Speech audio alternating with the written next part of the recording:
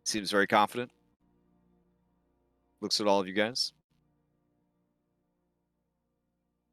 And he says, Hey. You go for it. Hey, Pitios. So we're want to ask you a few questions. What do you hope to gain by joining us on our Odyssey? He looks at you and he says, my life has been an endless adventure, and not one that I ever asked for. I lost what mattered most to me, and I swore to take it back. I did, only to lose it again. When it was discovered, I was exiled. I know now that there is nothing left for me. But I want to make sure that there are things left for others. I know that you, heroes, are on the right path. It is a path I will walk with you. It is a path I must walk with you. I do not fear the gods, nor do I fear the titans. I only fear an empty, quiet death in obscurity. Give me this chance to journey with you, to prove myself. I will make it worth your while.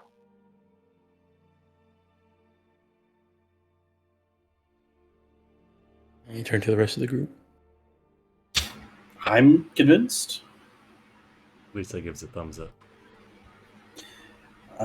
Pitios, what skills are you able to bring bear upon our adversaries? I am the world's greatest thief. I believe you, but I know another tremendous thief whose ego probably supersedes yours, and he probably thinks that he is the world's greatest thief. If he thinks he is the greatest thief, then he is not. I do not think I know.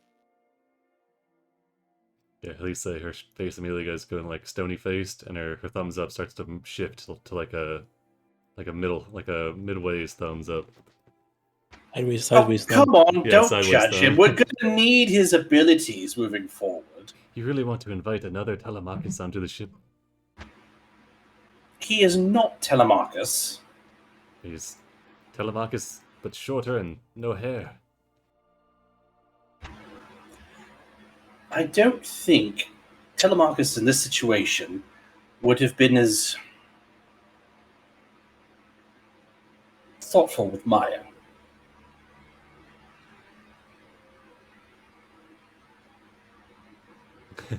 Elise shrugs. It is up to you. But you better stay out of my stuff. Oh, he smiles apologetically, and he says, oh, no, dear priestess. I am the world's greatest thief, but I am not a thief. I only take what needs to be taken. Lisa's gonna insight that. Okay, go for it. She doesn't have proficiency in it. Okay, she's got wisdom though. Well, you're also exhausted. Oh shit! Yeah, At least disadvantage. you don't necessarily know what he means by he is not a thief. He is the greatest thief, but he is not a thief. But you kind of catch the meaning that he has no ill intent. He's like it seems that noble bandit. He has the skills of a thief, but not the desire, not the greed and desire of a thief. We got a Robin Hood on our hands, and Lisa slowly changes her sideways thumb back to a thumbs up. Why are you insulting the man? Yeah, flipping the bird on everybody right now. Oh yeah, whoops. She flips him off with a middle finger, then as a thumbs up. All right, well. Next you're gonna want to high five him. For shame. These customs, I'm sorry. My Elise creds in shambles. You're welcome aboard, Pichos.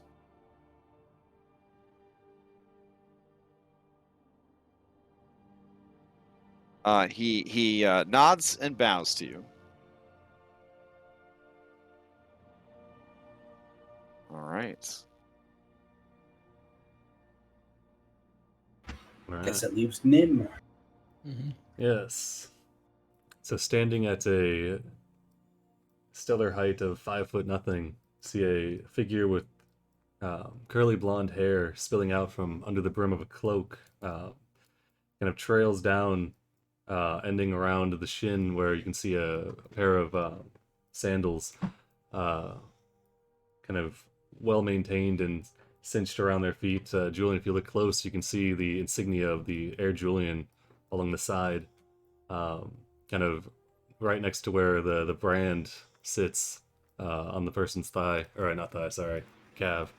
They make kind of sashay their way up to the stand, placing both hands on it, kind of leaning over the desk. They say, "Yeah, here's a prophecy, huh? This is you guys are removing the brands and taking recruits, was it?"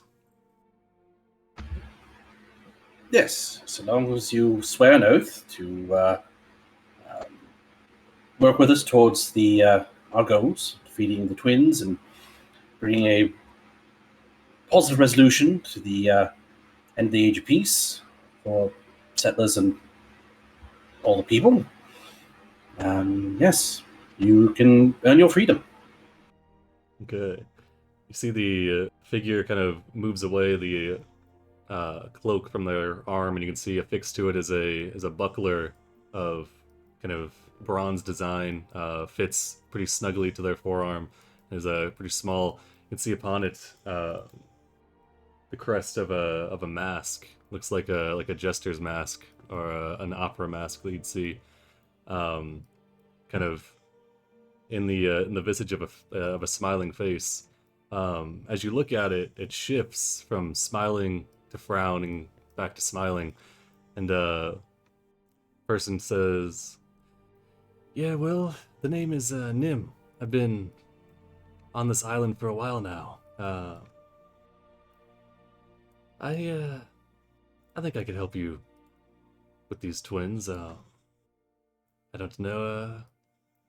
Worst case scenario, if you wouldn't mind giving me passage to Mitros, that could I think that might benefit us both. Got some connections that I can help you out with. Some people that you might want to meet if you're trying to beat these two."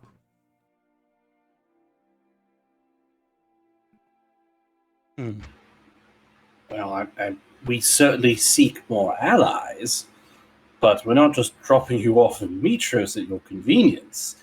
You would have to serve aboard the Stormbreaker with us, work together with us towards our ultimate goal. This isn't a free ride, not a taxi service. No, that's why I'm offering my cohorts for the ride.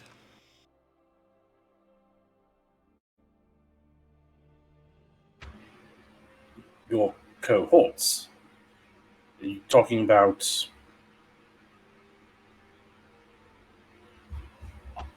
an army? I mean, a division? I mean, how many people are we talking about as your cohorts? Well, it's something that we could discuss along the way. First things first, though. We gotta get this brand off.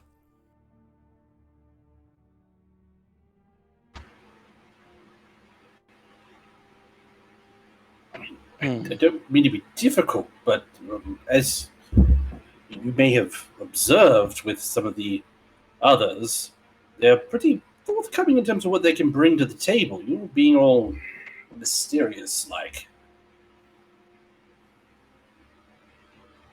Alright, they will... Let's see... They kind of like shake their head and reach out towards you, Julian. Like they're trying to lay hands just on me, rest, or like rest like a gloved hand on you. Okay. And they will cast heroism on you. You feel kind of filled with confidence, and then as the heroism kind of continues, they'll send a lesser restoration into you to kind of remove any ailments that you're feeling.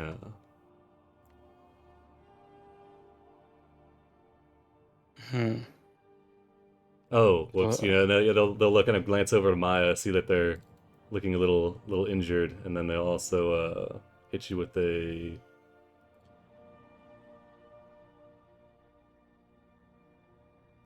It's a 5. I lost the connection for like a split second there, so you cut out. Yeah, What'd you do? they put heroism into Julian, kind of saying they mutter something under their breath, and then they move over and they poke you, Maya. They say, "Here, let me attend to that," and yeah, you get 5 points of healing.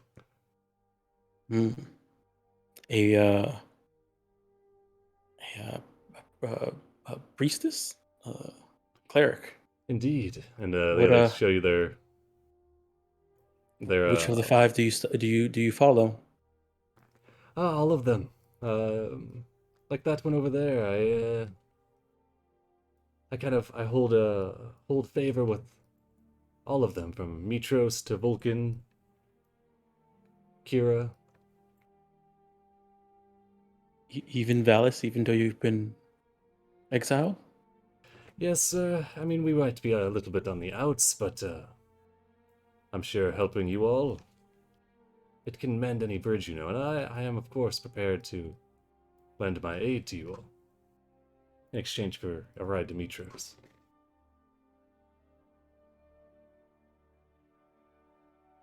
And you do know that you would need to. The stipulation here is that you have to swear the oath. And yes, we are stopping by Mitros if there's something there that you would need that would help us on this quest, then sure. But is like with my friend Julian here, it's not just a ride to Mitros. We're not freeing you just to give you a ride to Mitros. Of course, an oath, it is no issue. Okay. Maya whispers to Julian, we should probably keep an eye on this one.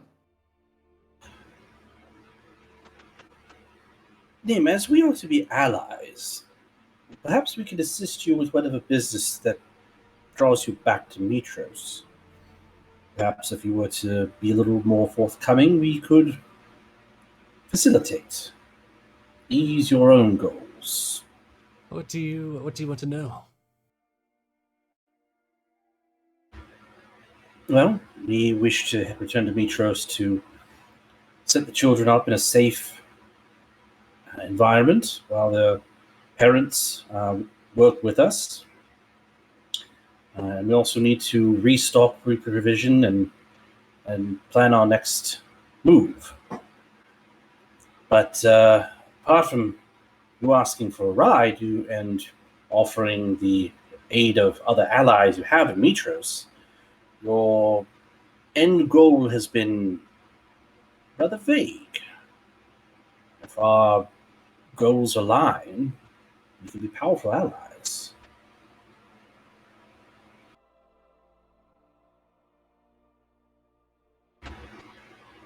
Our entire motivation is to make things better than they were before.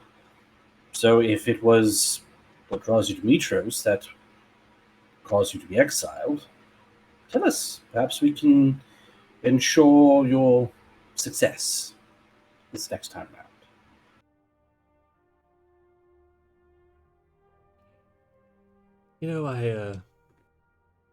I was working for a bunch that, and then they kind of glance between each one of you, and they kind of lean in closer.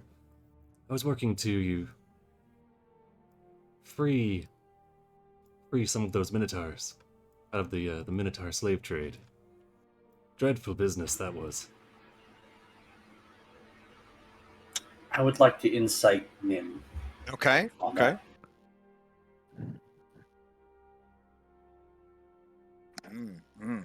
Okay. Maya will as well, but there's a disadvantage. Bet you your disadvantage is higher than my regular roll.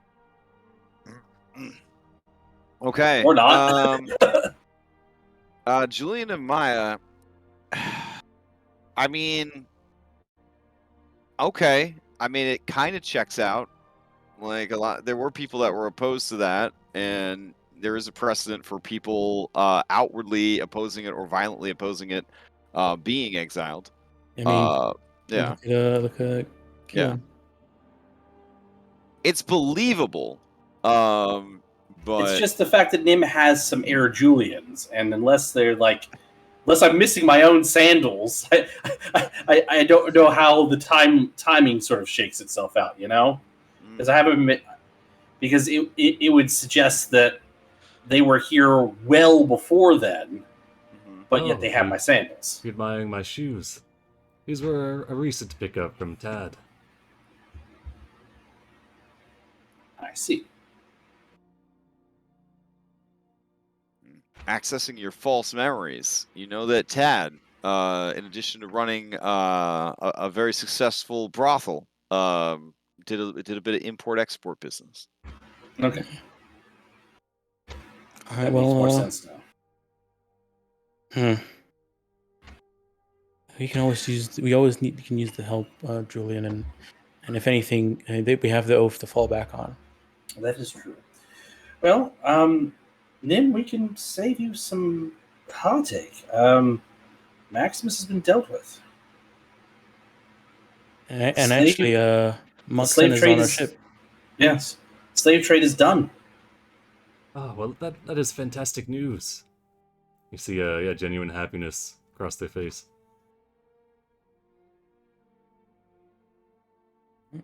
Well, if that's all squared away, then where do I get this off? And they'll show you their leg. That will be with Jondris after you've sworn the oath. I mean, at this point, was Nim in line to swear an oath, or are we having to do that now? I believe Nim heard that the most capable and heroic people were being interviewed directly by the heroes of prophecy, and so they just walked into that line. Got it. Yeah. All right.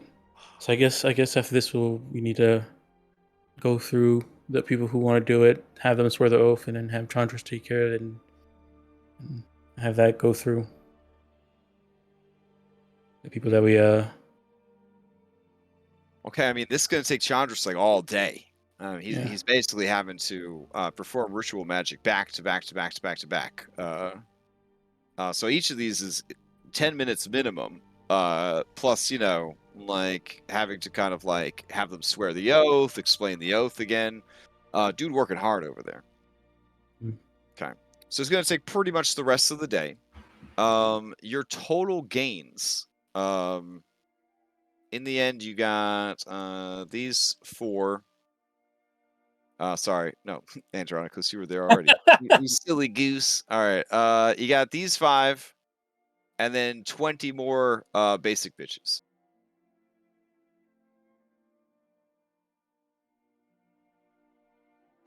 So we're doing better, but we're not back to full strength like we were. Right. Well, we're gonna have to face the music once we get Demetros. Explain our where do we have so few people on board?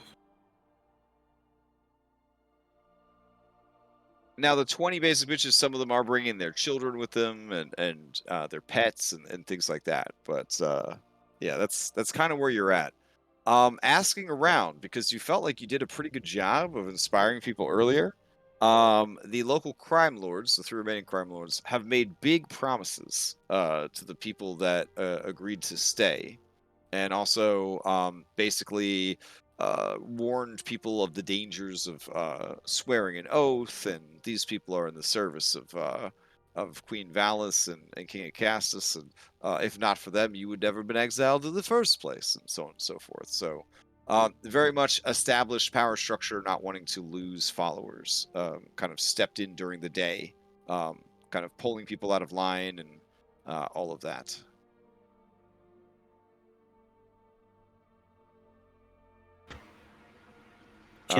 which is a good thing in a way, because it means the people that did decide to go with you really wanted to go. Mhm. Now I'm torn because more people would be better, but at the same time, I'm not looking to strong arm anybody. And I mean, overall, it's not a huge settlement to begin with. So yeah. And people. And we did kill die. people. Yeah. People did get killed by wall of fire and trampling each other in the streets. Some people have irreparable psychic damage from the ordeal they went through and are just too infirm to join you. I mean, there's a lot going on. That's fair. All right. We take people with irreparable psychic damage. Take, for instance, Julie. I mean, I don't know about irreparable. I just said that I thought we should sacrifice some livestock to Sidon. Yeah, so, see, exactly. Okay, so you're cool with killing kids? Is that it? Depends on who. No. All right. Is the intention to stay one more night on this island and then set sail, or do you leave with the setting sun? I mean, we'll probably set sail in the morning, I would assume. Okay. Plus, that gives time for people to drop one more level of exhaustion. All right. Sure. You guys stay one more night on Exile Island. The people who are leaving, they have one last night / goodbye with the people who are staying. Tad opens the doors to his banner, and it's just a free-for-all Greek orgy up in that house. Idilla has a much more sophisticated soiree over at her place, and takes some food out of the secret larder. So there's fine cheeses, salted meats, and dried fruits, along with some very choice wines and brandies being served at her place. Tirone doesn't have time for that bullshit. However, he does seek you guys out and see if you are willing to break the law. As an exile, he is not allowed to do fair trade with the city of Mitros, but he heard that you are going back there. If you would be willing to bring him a shipment of goods from the city, he could make it well worth your while.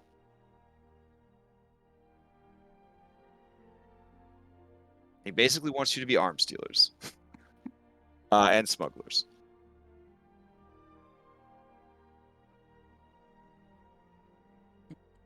It would involve the things he wants would involve an investment of 1,000 drachmae, but he says that if you do, he will double your money upon your return.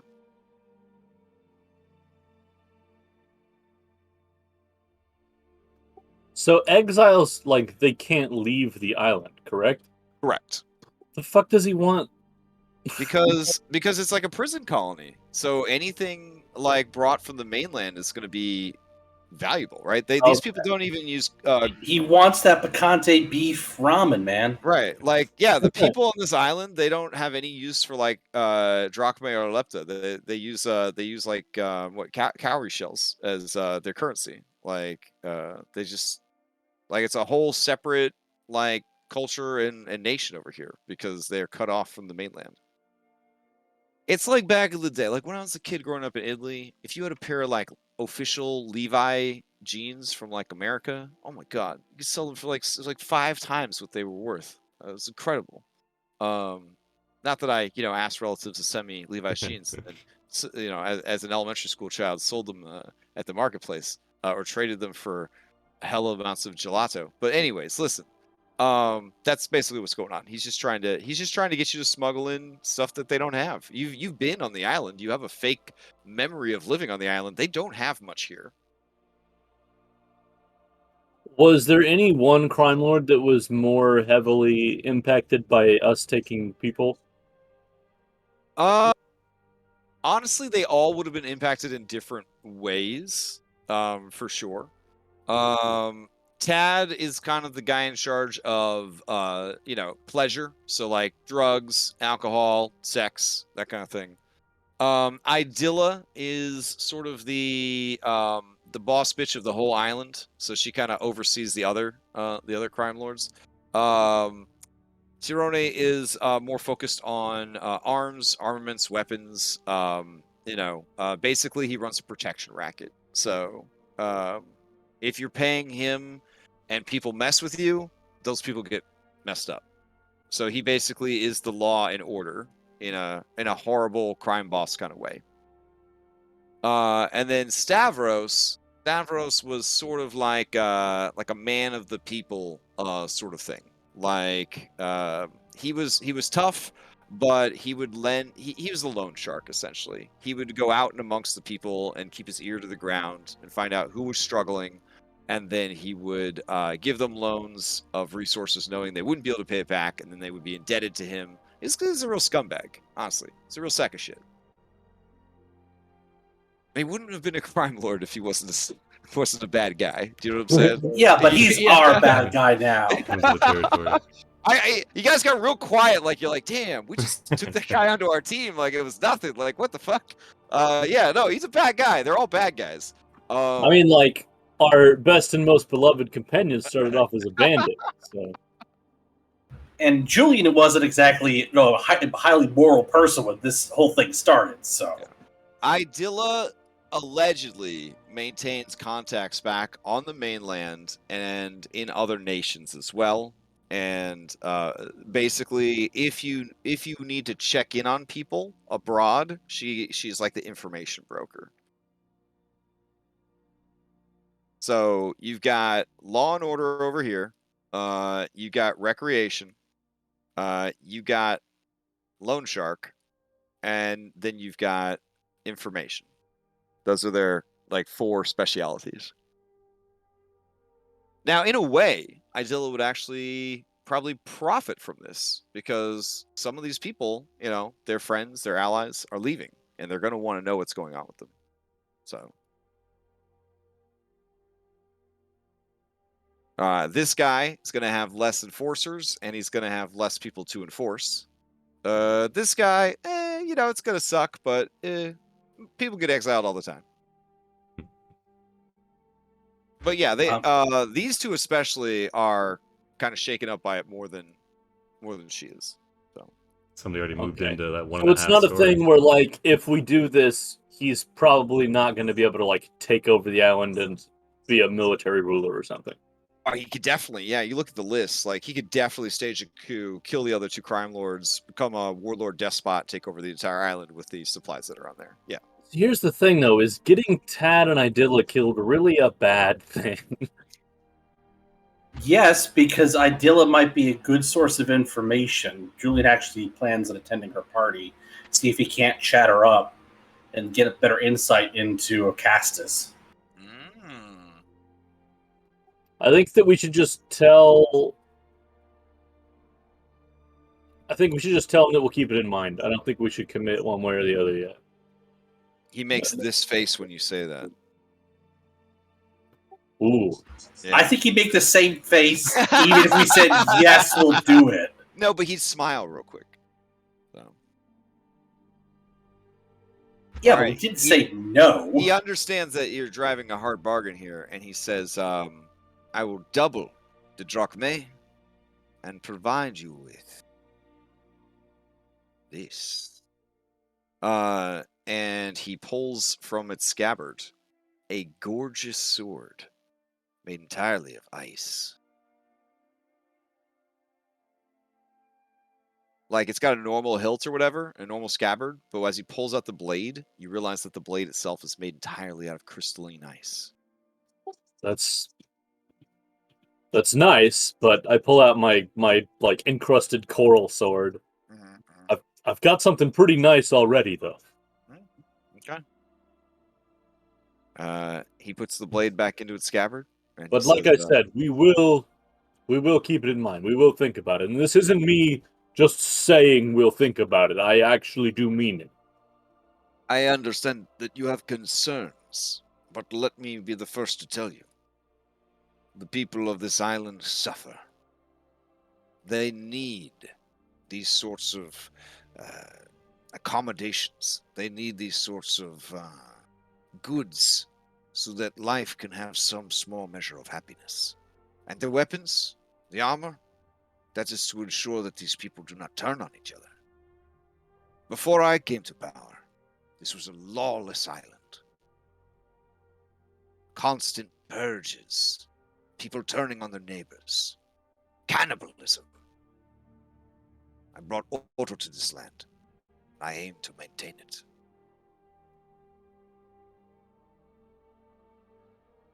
Do you not think that introducing more weapons onto the island increases the chances of these retaliations? He just can't, like an American, like he can't understand the fucking logic that you're trying to present here. Like, he just looks at you blankly like you're speaking nonsense, right? Gibberish is coming out your fucking mouth. I don't even know how to respond. He just stares at you. And he says, weapons solve problems. More weapons solve problems faster.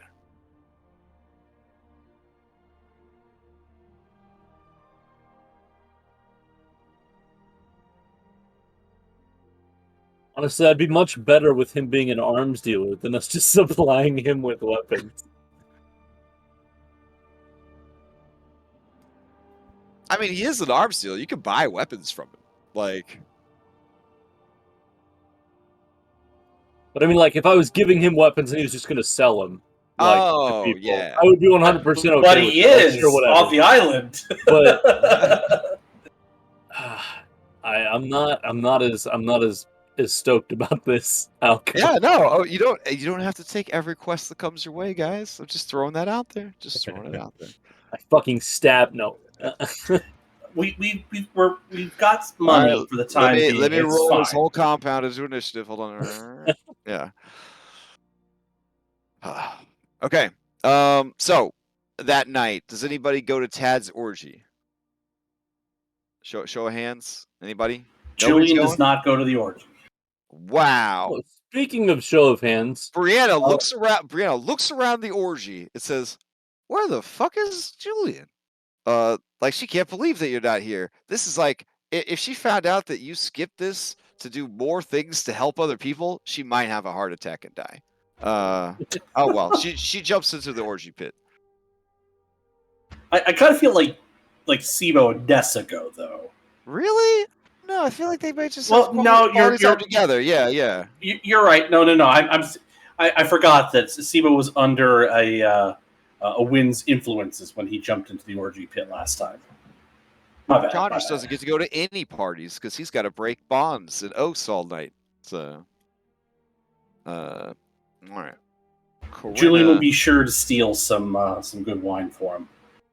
Corinna honestly just wants to get off the island. So, she asks before nightfall. She asks if anybody could take her back to the boat because she's tired of this island. And I mean, assuming you guys trust Pitios, Pitios volunteers to row her out to the ship. Maya will go with her so she can have a nice bed to sleep in. Oh, okay. All right. All right. So you head back to the ship. All right. So who attends Idilla's party, like gala, soiree, whatever you want to call it? Julian will go. Let me see. Soiree. Okay, thank you, Google. All right. So you attend. I don't know what I'd do without the machines propping me up and the drugs. It's a winning combination. So you guys go to the. Anybody else go with Julian or just Julian attending this thing? I mean, Andronicus, do you want to come with me and make sure I behave? I more or less trust you. Whoa! I don't. No, I don't think Andronicus would go, but he would be perfectly fine with you headed off there by your own lonesome. If you want him, if you ask him to come with you, he'll come with you. But no, Julian's not going to trouble anybody. He'll let everyone know what he's doing, and he's wanting to try to get some better insight into King Castus. If we can possibly, I don't know, steer his thinking around to us, or somehow disabuse him of Sidon's being a Sidonite being a good idea, something. Well, his mother was part of why he's like that, though, right? So, I mean, I guess it'll give us Yes, insight into him. I don't know if... So, she set him down the path, but because she got exiled, she wasn't around to stop him from being like, oh, now that Mom's gone, I'm going to go be a full-on Sidonite, because she was trying to get him to be prepared to fight against the oncoming enemy. But because of all the conditioning to be ruthless, what have you, he was very easily co-opted by the Sidonites. So,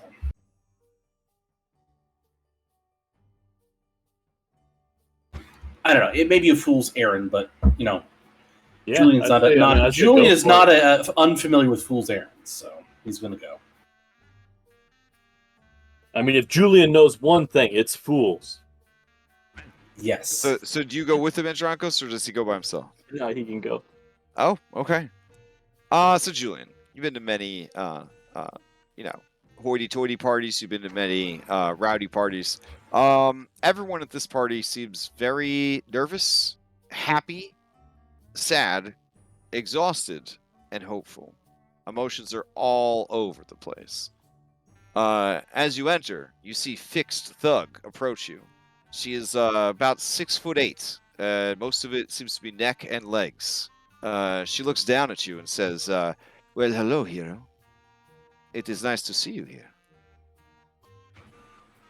Hello yourself. I'm glad to be here, especially in such fetching surroundings. The lady was not sure you would attend, but at the same time, hoped that more of you would attend. What brings you here? I would like an audience with the Lady Idilla. First and foremost, I must apologize for behavior that was exhibited upon last visit. I was not myself, and also wish to gain better insight into her son. He is a powerful force back on the mainland, and who better to understand a son than the mother? As you're talking, she kind of narrows her eyes and takes in your measure, and she says, yes, there is something different about you. Last time we met, you seemed so manly and forceful. Now you seem diminished somehow. I can assure you, I am not diminished in the ways that would count. Oh, okay. I don't wink at her. She raises an eyebrow and blushes a little bit and says, regardless, the lady was hoping that some of you would show. I will lead you to her. And she kind of guides you through the crowd. And you see Idilla in like sort of a fantasy wheelchair, kind of a makeshift chair to kind of get around. Leg is now comfortably propped up and properly treated. It's got a cast on it and all that jazz. She looks up at you and she gives you an appraising look. I give her a respectful bow, and I'll say, it's good to see that you're treating your wound properly. It's nothing worse than allowing a bad situation to fester unattended. It took many, many elixirs of healing. And I have been assured that should I tend the wound properly, I will be able to walk on the leg again. Which is good. I am glad you came to me, Julian of Mitros. I am very interested in you. Well, I guess that works out, because I am interested in speaking with you as well. You hear the door kind of close. We're alone now? And Fixed Thug has left the room. Yeah. Okay. You're kind of like in an area sort of overlooking this outdoor patio where most of the party is taking place. So Okay. Maybe like this window, like over here, kind of looking out over everything. Got it. Okay. And she says, "So you come to me, but none of your allies do. Why is that?"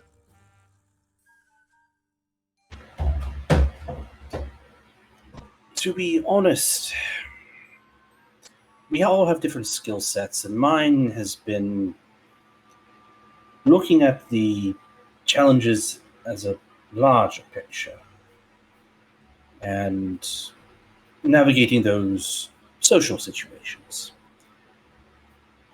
Unfortunately, we lost a valued ally in taking out that creature, and my companions are taking their time to mourn and to rest, but I cannot afford such a luxury at the moment. And seek an audience to better understand your son, as I feel he will be a key player in coming events, and also to apologize for my behavior towards you and your household staff after our last meeting. I was not myself, and I hope that does not reflect poorly on our conversation this evening.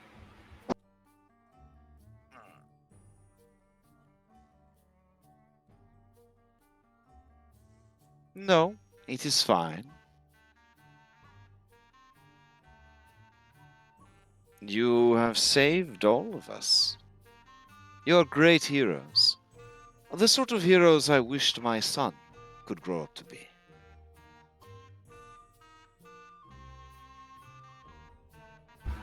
Tell me more about Acastus as a younger man. When I last saw him, he was very indiscriminate in his wielding of power. It does not seem like the sort of man you raised him to be. You seem very careful, very clever.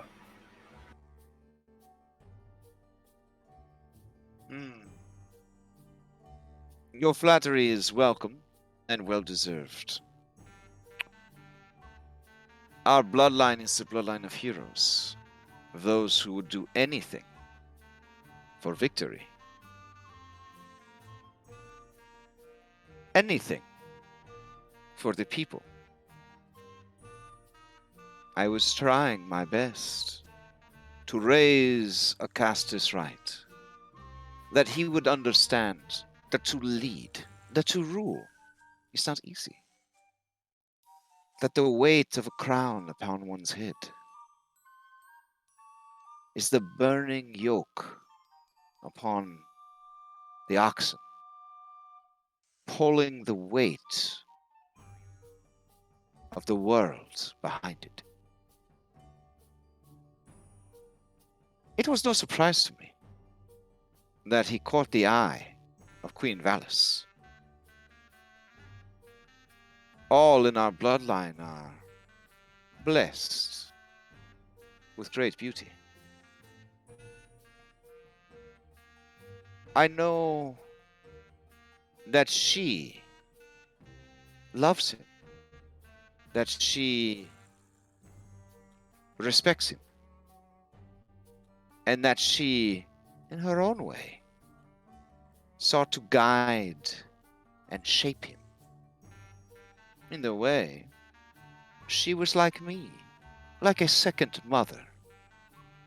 She is, after all, eternal. One might say she robbed the cradle when she took my son from me.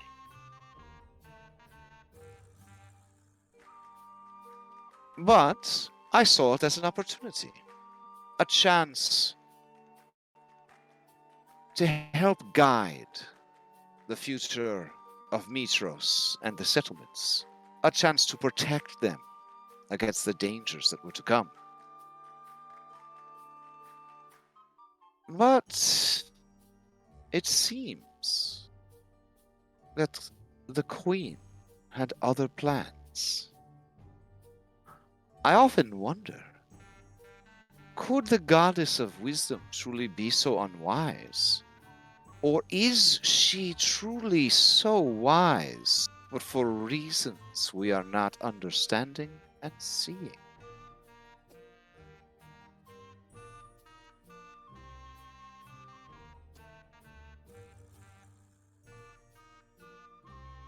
You speak of your exile.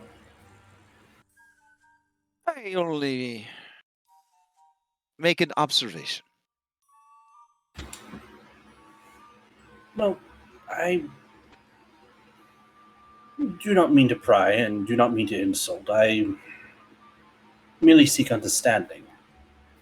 I can certainly understand what jealousies might have come into play. You equate your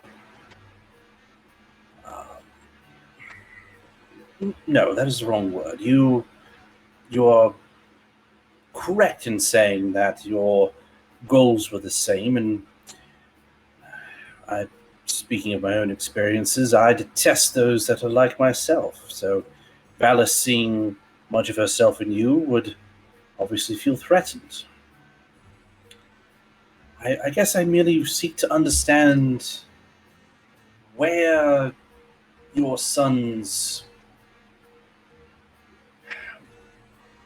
where his mind went.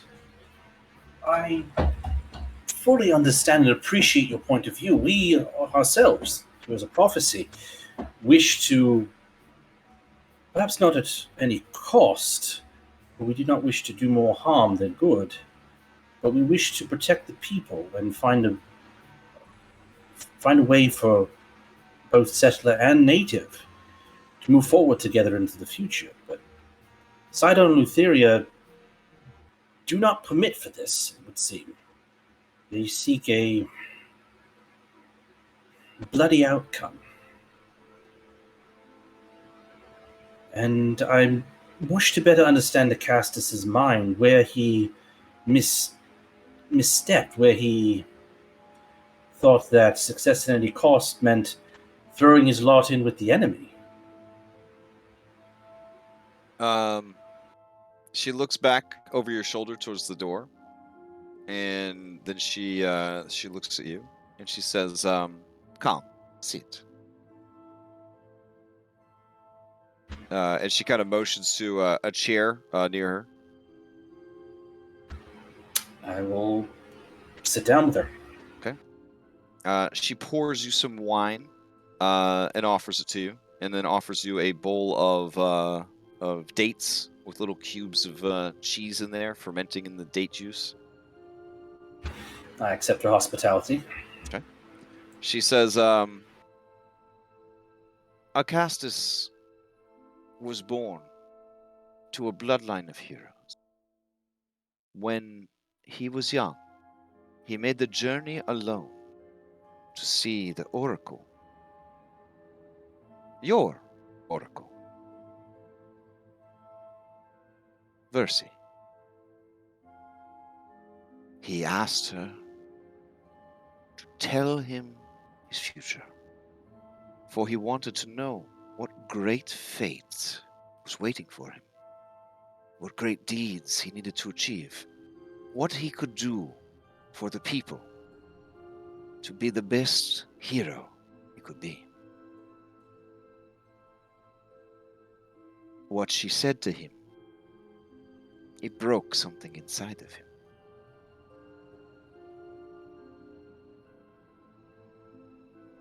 It took a long time, but I was able to coax the story out of him. She told him that he was destined to never achieve anything great.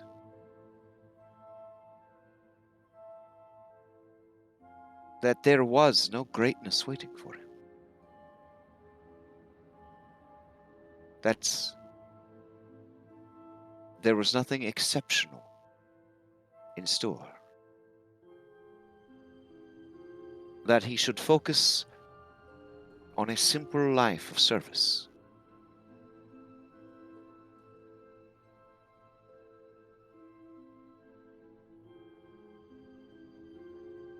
From that moment onwards, every action was defined by his defiance of her prophecy. Any opportunity to gain accolades, to gain power, to gain notoriety, he took it. He was goaded by it. It was all-consuming, and it has never stopped.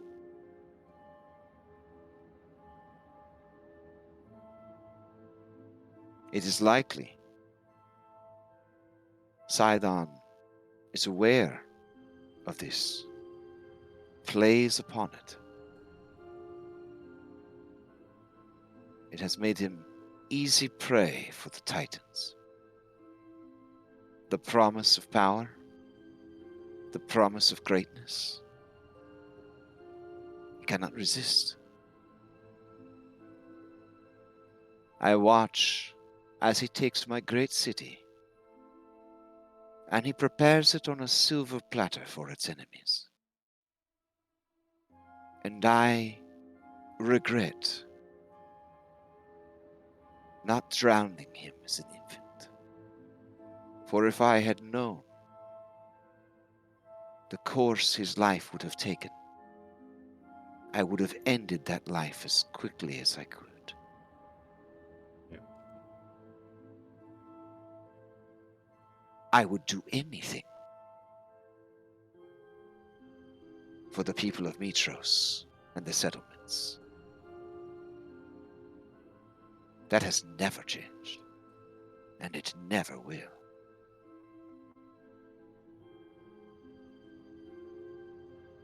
I sense in you a similar ideal. I think that is why you alone came to see me.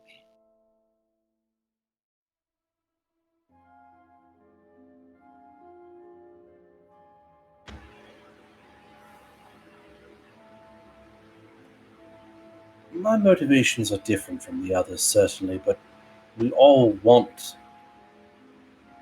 a positive outcome to this. I would rather not go to war, but I don't see another path. And the Casus made his own choices. When he decided that the only way to stave off possible mediocrity was to go hell-bent for damnation, that was his own choice. But I can certainly see where something changed within him, something turned.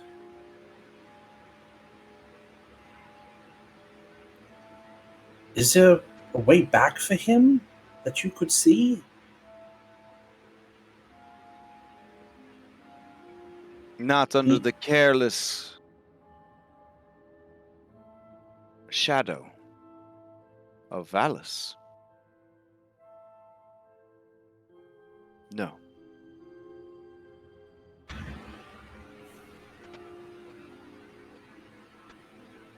For what it's worth, she has realized and admitted to us some missteps and mistakes.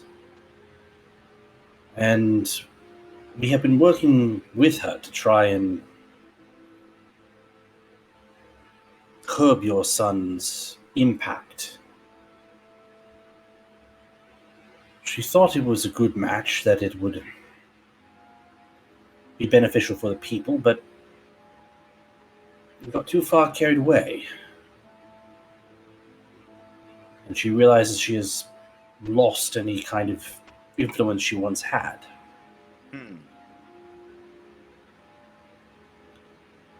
I do not think she would ever apologize to you for her choices, for what she's done. I do not say that, but she realizes that she was unwise. and wishes to make amends, and I do not feel that a cast is... Should he be removed from the board, I do not think that would have the desired outcome. I feel that would create more chaos than less. But if there's a way for him to be reached, perhaps we might lessen his impact. Make Sidon's power less, while not enhancing Lutheria's chaos.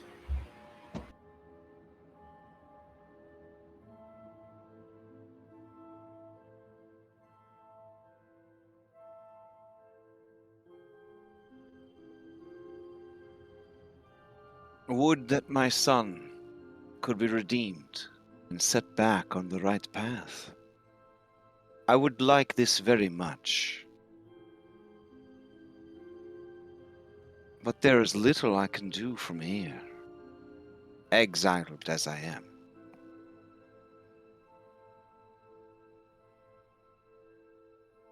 And you have your Odyssey, you have your journey. There is no one left to guide the king, except the Lord of Storms and his lackeys.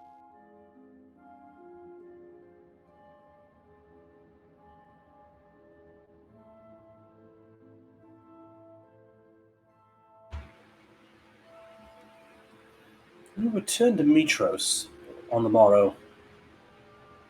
While we do have other tasks to fulfill, if I could get some guidance from you, perhaps with the right audience with the king, I could change his... I don't want to say change his mind, but perhaps influence his thoughts, get him to seek a third path, something to distract him.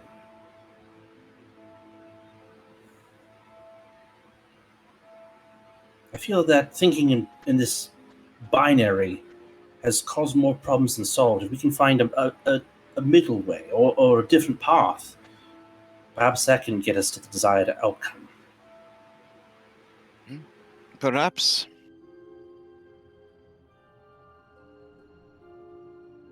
I have no thoughtful words or memorable trinkets that you could simply take with you to sway his heart. He is much beloved of the people, and always has been. Some called him the Golden Boy, for he shone in his deeds, in his eyes, in his smile. It is that same light that drew Valis to him. Perhaps that same light that drew Sidon to him. Perhaps that same light that shines bright enough still that you seek out some redemption in him.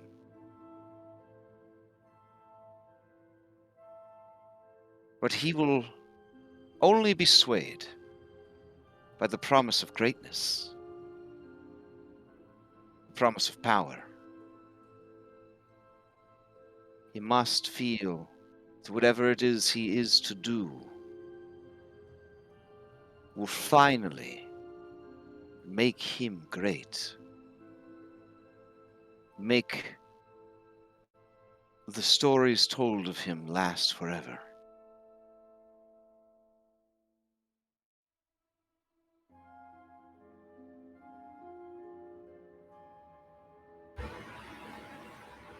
I think that gives me something to work with.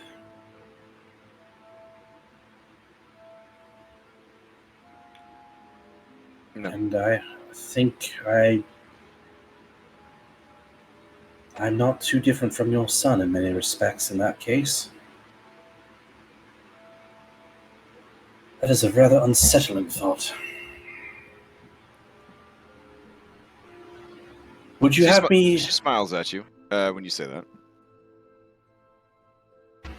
Would you have me take a message back to him? I mean, you will always be his mother. Nay. Valus has poisoned him against me. If he knew that you spoke with me, he would find it impossible to trust you. I see.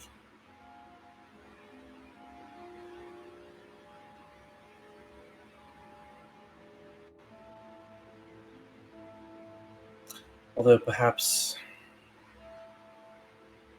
given what has transpired since your exile, you and Valus might be in more of a position to see eye to eye on such things. She smiles again at you and says, Julian of Mitros, were I not injured in such a manner, I would try to seduce you.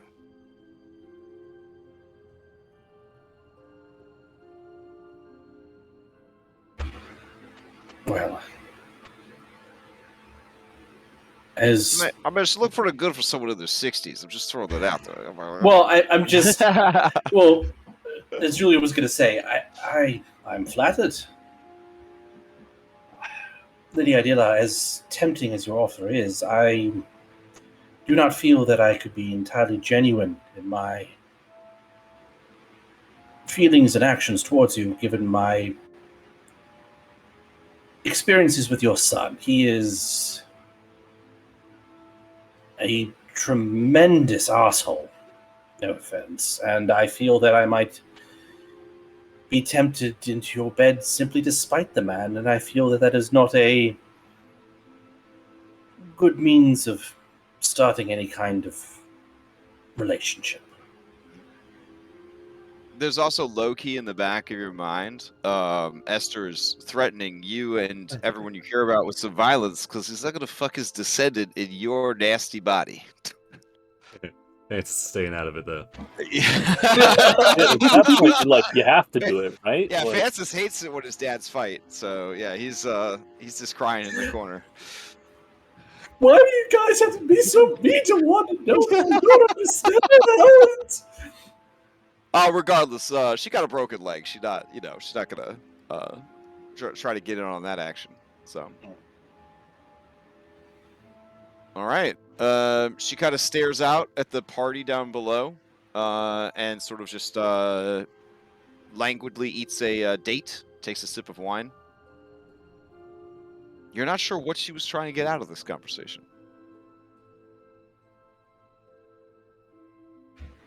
I have an idea, but she's too clever to just come out and ask it. It has to be my idea.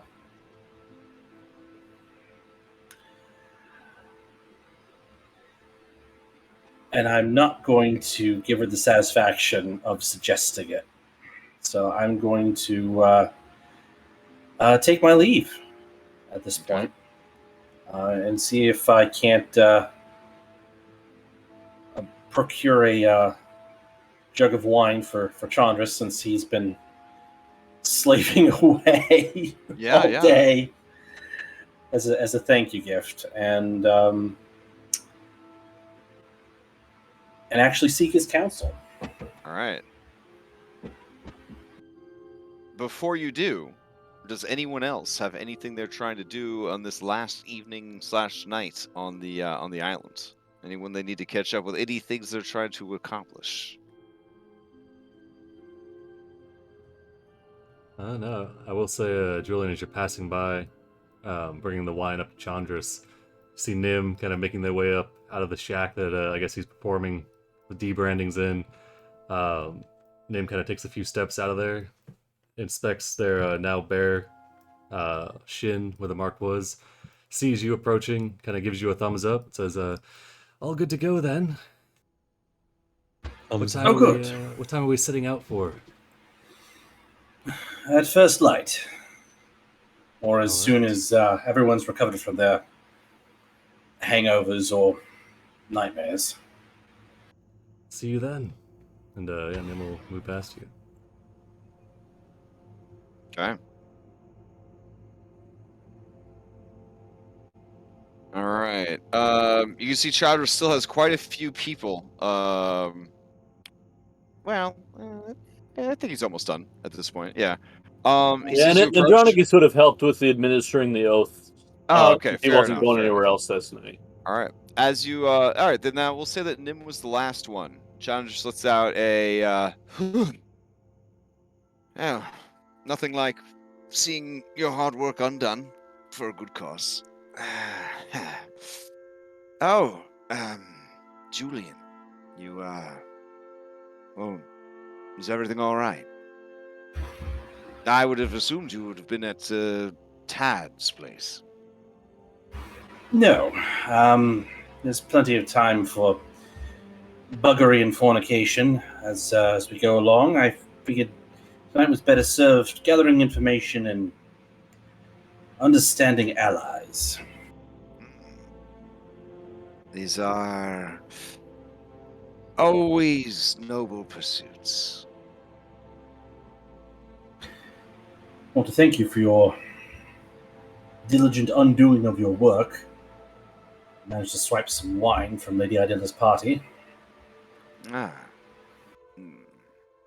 He kind of looks at the wine. But, Julian, I'm not upset with you. Why would you give me wine? Well, as a thank you gift for your efforts, and I want to bend your ear. You were up until recently plugged directly into the goings on of the court until you set sail with us. For a good while, yes. I spoke with Lady Idilla about King Castus to better understand him. Ah. That was a dangerous move, Julian. You see, Julian of Mitros, in this world, there are some people that you should be very careful about trusting. And I think she's one of them. I wanted to get your measure of her. I feel she was trying to position me into suggesting that she come back to Mitros with us. But I feel that while she says that she was trying to teach the best intentions to her son, I can't help but think that she might turn him to some other worse or darker purpose if she were to be let loose. Yes.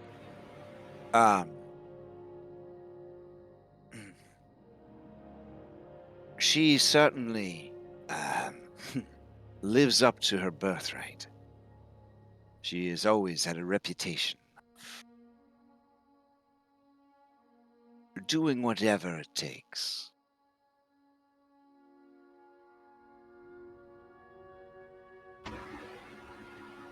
Which I can understand that sentiment to a degree, but there's certain lines that once crossed, you sully the work that you've done. And I know I'm one to say that. I've played hopscotch with that line. But what was your impression? What caused Castus to veer from a protector of the people at any expense to a sycophant of Sidon to such a strong degree? I would assume that it was a number of things.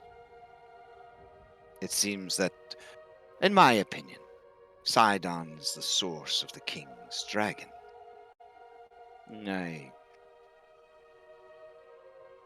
I feel that living in the shadow of his great ancestry was never easy for the king. Despite his beautiful, divine bride and the adoration of the people, there was always a all-consuming need to be more. Not necessarily for himself, or at least not by his own measure. He wanted to be the king the people deserved, I often heard him say. The dragons were a surprise to all of us, myself and Queen Valis included. They seemed to elevate his mood significantly, and the morale of the people. That monstrosity, Icarus, he doted upon him like the son he never had.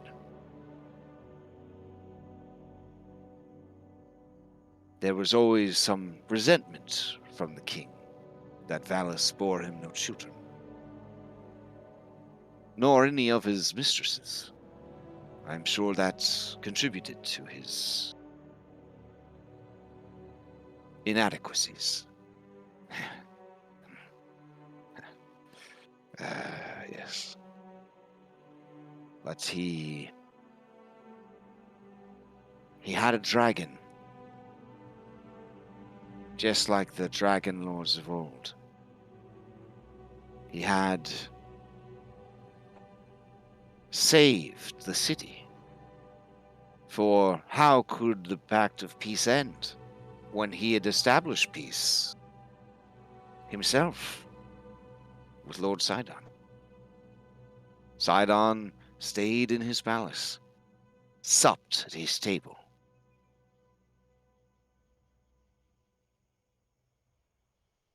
In King Acastus's mind, there could be no war with the Titans, for he had mended the bridge, healed the wounds. Why would your enemy give you such great, powerful gifts if they intended to fight you? Do you see?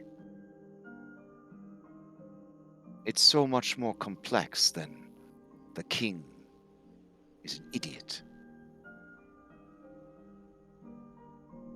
It was many things,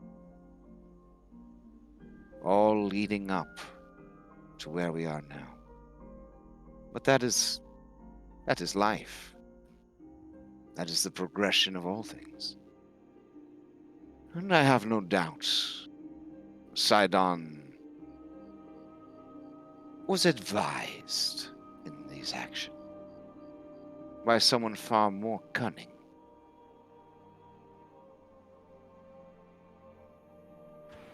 Your mistress, Lady Gutheria. She is my mistress no longer. But when she was, yes, I can tell you in all confidence, there is none more crafty and more cunning than she. If you think you know what she is planning, it is only because she has led you to that conclusion.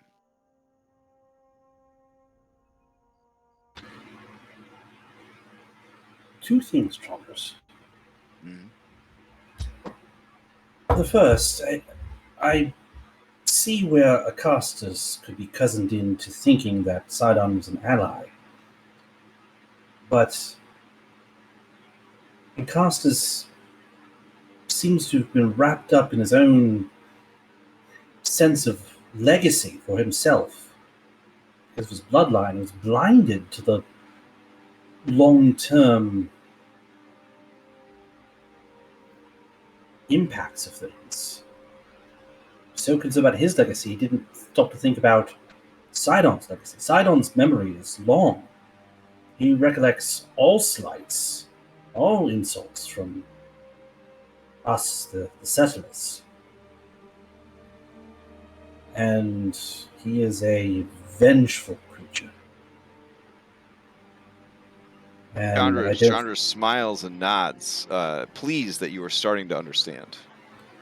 And what better way to ensure victory, but also make it interesting, than to arm your enemy?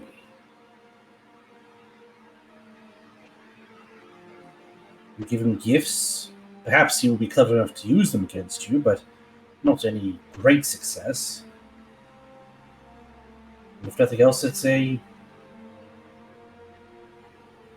matter of pride. You can trick someone into being your friend.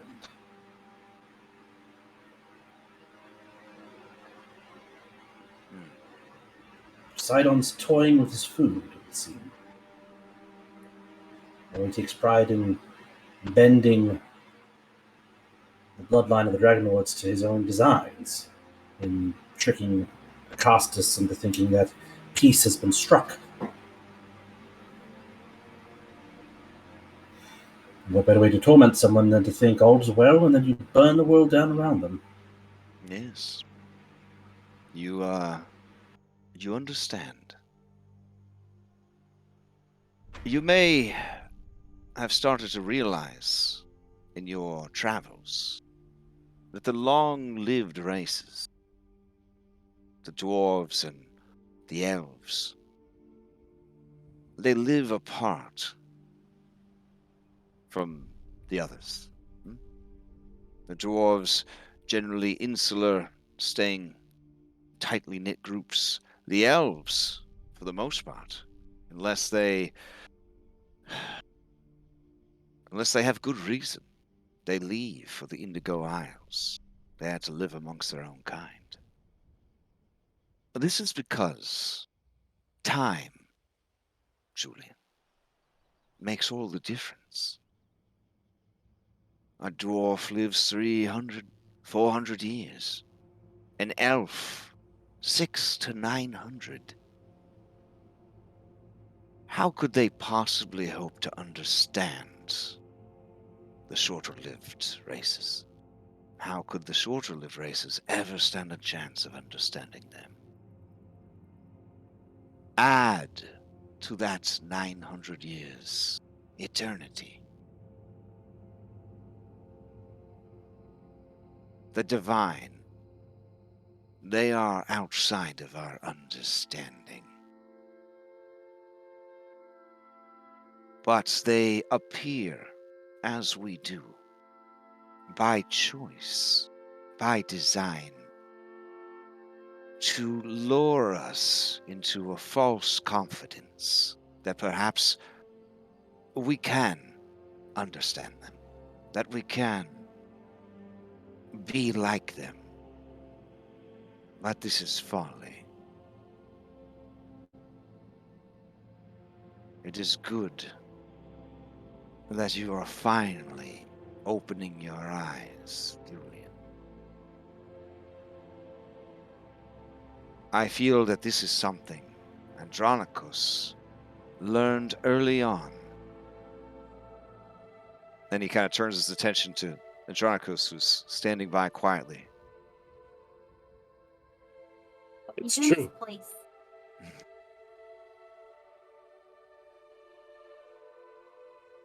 Sorry, I forgot to hit AFK. And my second question to you, Chandris, is what would you make of Lutheria returning those lost children to their parents? The pet got out, ate all that it could, would have been content to continue eating and killing until she got bored of it. I don't believe that it got out by accident. Is she trying to get us to think that she's an ally? Or did she genuinely feel remorse over what happened? I don't understand the action that she took. Perhaps that is the intention. As I said earlier, if you feel that you figured her out, you've only reached the conclusion that she has led you to. To spare myself and my sanity, I long ago abandoned trying to understand her. She's a being of great cunning, but also madness. Is there a method to it? I used to search for it. I used to search for meaning in the things she did. But the more I did, the more I realized that madness is contagious, Julian. And I would not let her in anymore.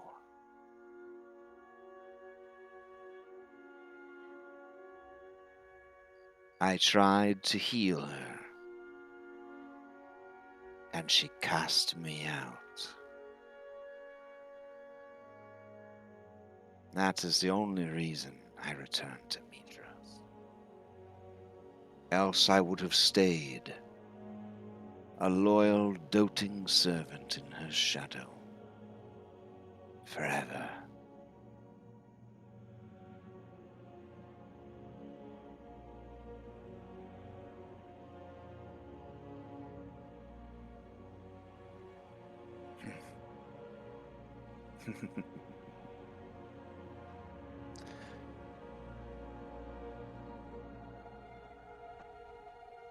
Ah, well.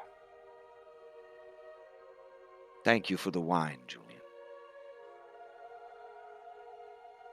Do not allow her to worm her way into your mind with her gains. And he kind of stands to leave. Chandras, before you leave, if we do get Oren back, do you think he'll even still be Oren anymore? I think he will be whatever he was meant to be, whatever he always was.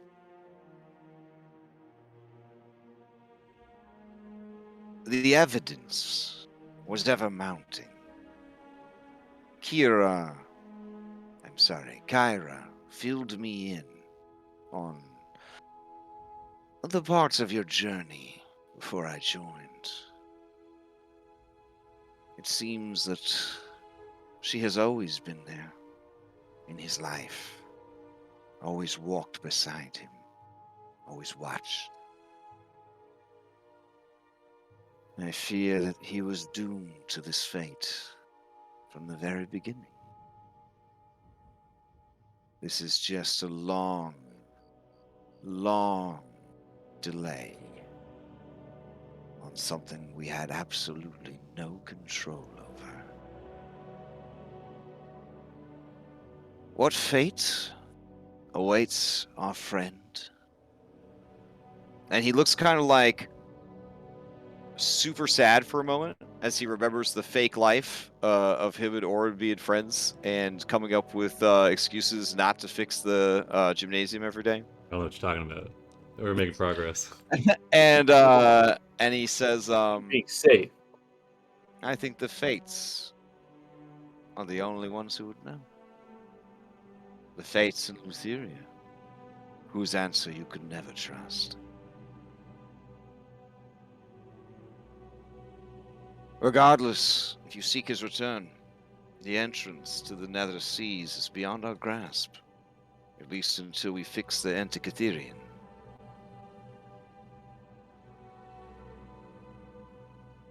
You seek the yawning maw of Charybdis, the great whirlpool.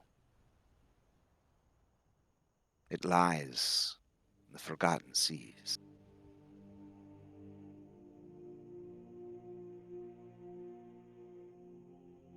Be warned, even a ship as stalwart as the Storm Breaker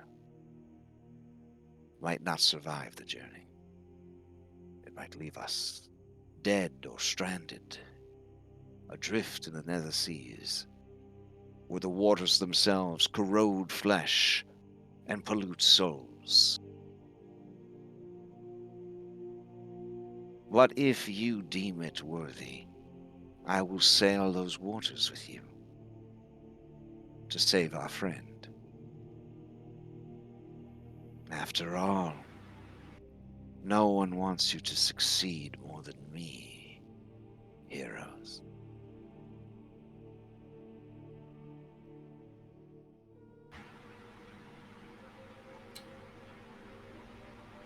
I think at a chance that Oren's mind might be left intact after what Thylea does to his body. He is a worthy soul to save, if we can.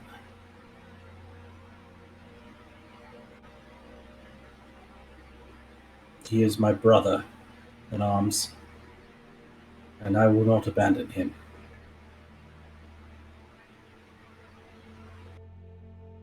He was my fellow champion of Valis, and I won't abandon him either. But there's no one we'd rather have with us on our journey to save him than you, Chandras. He seems genuinely to be a bit confused and surprised by that statement. And he thinks of all of your amazing B team members and allies you've made along the way. Yeah, but you got that in, my dude. And he looks he looks like he's trying to process them feels. And he says, I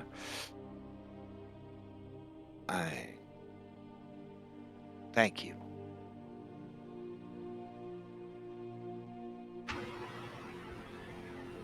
I mean, who else can stand up to Sibo's bullshit like you? I usually have to deal with it by drinking a lot. You have to take it sober. That is no mean feat. That actually reminds me. I was thinking back to those oaths that were broken.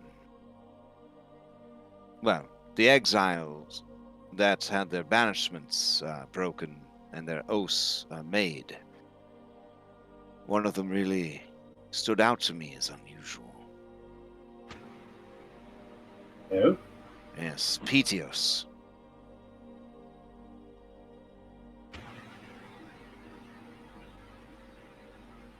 He and I know each other. The stories that he tells of his journey to the Nether Seas. Yes. To steal back the soul of his daughter. It's true. All of it. I know, because I helped him. And then later, found myself branding him in exile. He kept my secret, as I sent him off to this dreadful island.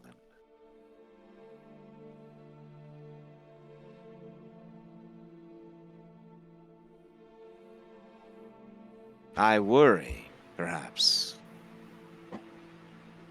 what his intentions truly are.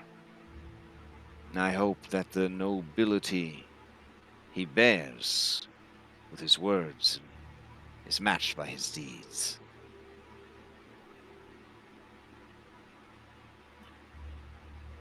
Well, in that case, I think we need to head this off and have a conversation. Chandras kind of shrugs and he says, I'm not sure what else there is to say. Well, not you, Chandras, but with Petios. He showed great honor keeping you out of things, even though he could have gotten you banished here yourself. He spoke of your aid. Have you seen any Stygians in this island? My people never get exile. We're fed to the Chimera for sport. And by that, he's referencing the Chimera, the ancient Chimera, that is used as essentially an execution method in the city of Mitros. Yeah, we saw It is- Maximus. Yeah. The fated beast that lives below Mitros? Mm-hmm. Mm-hmm. All right. He says, I must rest. I'll see you on the ship. Hopefully we will set sail for Mitros, as promised by wise Maya.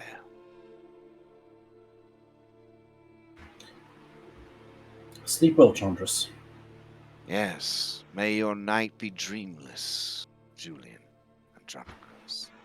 He nods to both of you. One can only hope.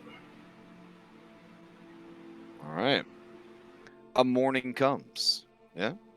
Unless Andronicus, you and Julian have anything to hash out here.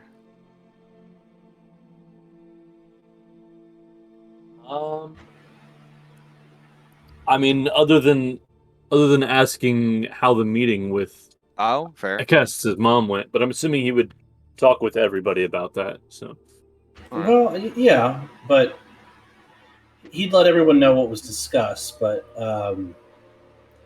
as Andronicus is uniquely positioned, given his status within Triton society and also his relationship with Valis,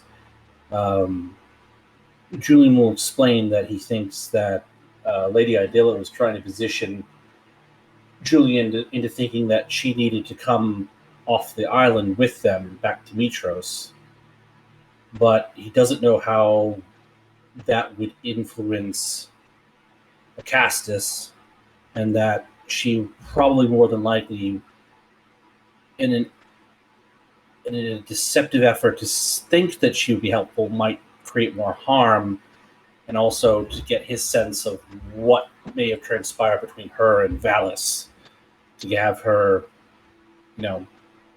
booted. Was it just she was viewed as a threat, or was there something deeper that went on? all I know is that I get the feeling Valis would be most displeased if we were to bring her back with us. I get that sense as well. I'm not saying it means that it's wrong to. Just that she wouldn't like it. I'm concerned that we would be swapping one ally for another. At best, and at worst, we'd be unleashing a greater plague on the world to actually have someone with some breadth of vision guiding Acastus's actions. She is a clever woman. And I don't know if it was just out of jealousy or spite that she was exiled, or whether she was genuinely dangerous. I asked the question because Valis, while meaning well, made some missteps with granting so much power to Acastus.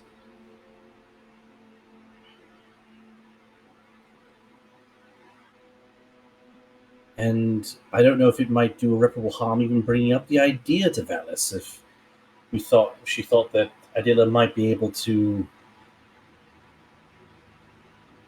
exude some kind of control over Acastus at this stage. Well, I mean, bear in mind, Acastus had just as much to do with her exile as Valis. I don't doubt that. I don't think Valis would have done it on her own. I believe we were led to believe that Acastus had something to do with it as well. I'm not sure if his mother returning would do anything but infuriate him.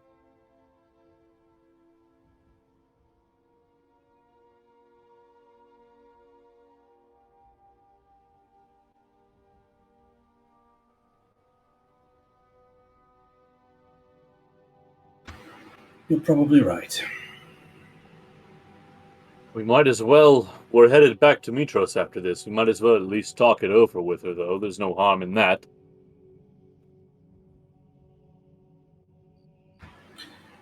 Well, in that case, we'll need to get Siro's book from him, and I think that he and Nessa have bedded down for the evening. I'd rather not interrupt anything.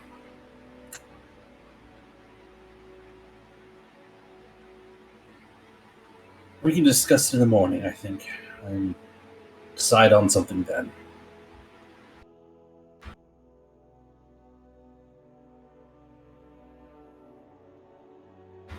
Or at least that's my 2 cents.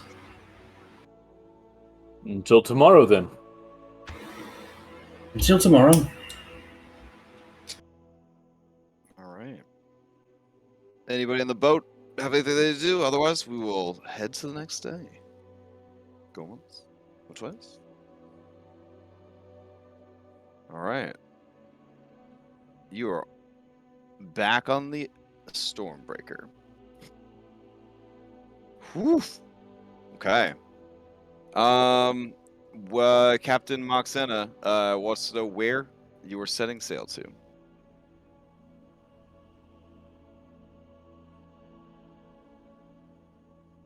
Mitros, right? Yes. Before we head out, Sibo, if you could reach out to Valis in your book, and ask her if she thought that Adila would be an asset or a liability if she were to be brought back to Mitros, in terms of dissuading Acastus from the cause of Sidon. Oof. All right. I will not tell you what he writes in the book, but he gets a pretty quick reply, and he says, "Don't even think about it. We have enough problems without reintroducing that Viper into the mix." And then he says, "Her words, not mine." I'm just letting you know what the book said. No, that's quite all right. I feel stupid for asking now. Do you let the rest of the party know about your discussion with Idilla? Yeah, like breakfast over burritos and gummy pancakes. Okay. All right. I would say when Acastus was taking over Karena and the people around Mitros, his goal was to overtake Acastus, and we know Esther is at any cost achieve his goal. I don't know if we want somebody else who has that same drive of at any cost to achieve the goal advising the king at all.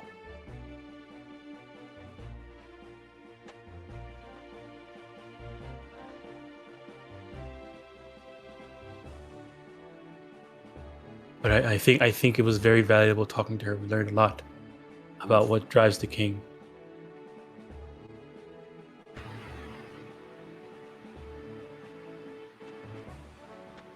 Do you think we might make some headway with him if we sought an audience with him in private, not dealing with him in the throne room as we have been? I feel being in public with him, he has to put on a facade, and he will make decisions based off of his ego. We can get him in private. Perhaps we can reason with him, or perhaps distract him with a goal other than working towards Sidon's ends. Well, right now, it seems like, based off your talk with Idilla and maybe your discussion with Chandras, it seems like what he thinks he is doing is saving Mitros by forming peace with Sidon, unless you're able to change his outlook on Sidon as a whole and say that yes, even though he's given you this power, supported your city, propped you up, given you a purpose, made you great, that he's not actually doing that. I don't know how we would be able to convince him that without some type of concrete proof. Then I suppose our only option would be just to distract him. The entire reason it would seem that he went over to Sidon was his obsession with his legacy. He sought power, as much power as he could. Because according to Idilla, Versi said that he was just going to end up being a normal person. He should give his life over to serving others. Guess we should ask Versi exactly what she said. Oh, she's right nearby, doting over Sibo. And she says, oh no, that's what his prophecy was, yes.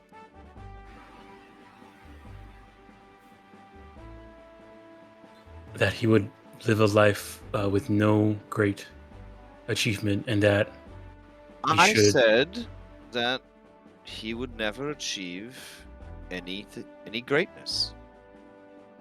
That his life would be best lived in the service of others. He is fulfilling his prophecy.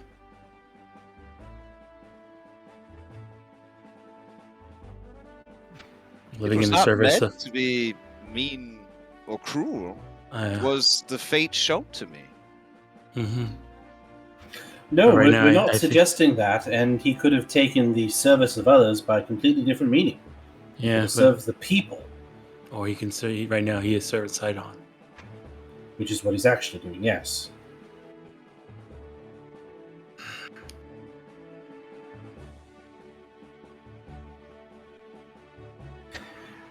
And then when that prophecy was given to him and went directly in the face of everything he'd been trained and prepared to do, and his ego took over.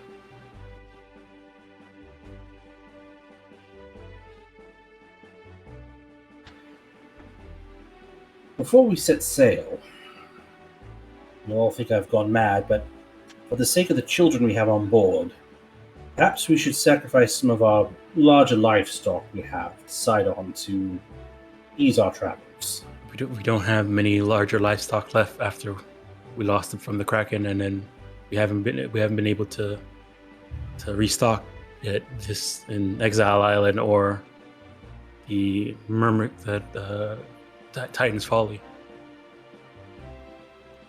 Well, maybe we can do one, but I would like rather we take what steps we can to protect these children in our charge. That is my 2 cents.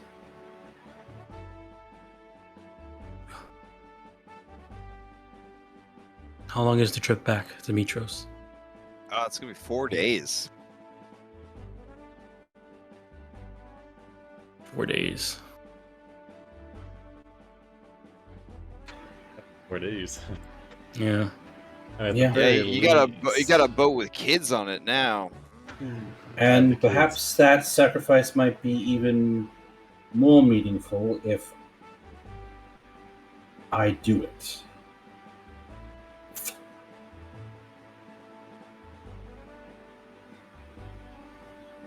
Oh, I'm not opposed to sacrificing to the. Right, but if Sidon sees that I'm supplicating before him, perhaps he will show some mercy. I'm saying, as in my vote in this fellowship, I don't mind.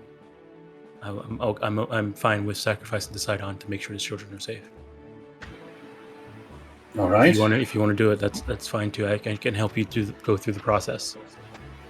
Andronicus, I agree with Maya. I don't want to be the one to do the sacrificing, but I won't, in this instance, argue against it.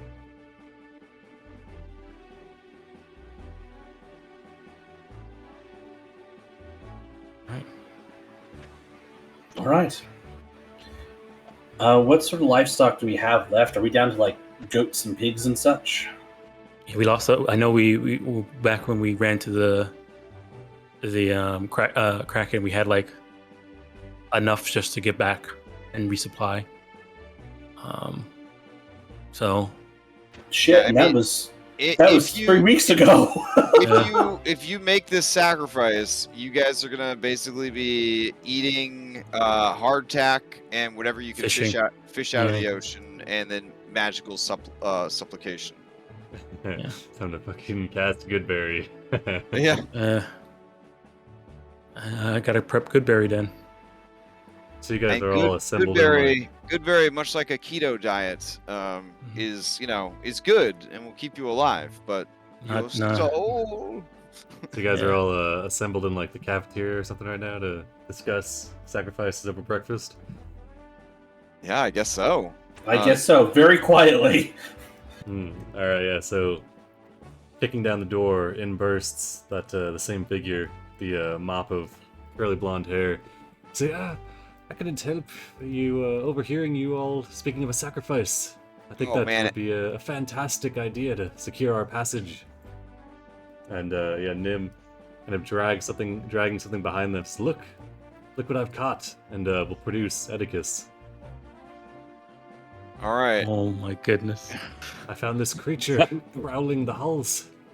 It's a little mangy, but I think it could do. And This creature is a valuable member of our team. Maya, as you look upon Oedicus, Oedicus is the most hyena, the most non-magical, the most normal, runty hyena that they've ever been since you first ran into them. This is a valued member of your no more weird Whatever, jackal creature. whatever dark passenger was inside is no longer there. Kyra spits out her gummy bear pancake. It says, "You," and slams a fist out of the table. Where did you find this guy? Girl, person. Where did you find this person? And they point at Nim. They signed up with us the other day. Oh my god. Oh my. What? Son, excuse me. The great bard Kyra. Wow, I've heard repute. No, wait. How did they even get their exile? Did you? You didn't vet any of these people, did you? We interviewed them. Do you even know why this person was exiled? No. We want to give everyone a We understood proper that everyone second was chance. guilty of pinching Valis on the rear. Pythor says, "Everybody pinches her on the rear." No, this is different. This punk right here impersonated the two of us. And then Kyra looks so mad, like her face is just like a purplish color, and there's like steam rising off of it. And Pythor's in a huff. It was for a good cause. Remember. I freed those minotaurs, you know. Or helped to, kind of. I'm not talking about that. I don't care about that. I'm talking about what you did. What you did.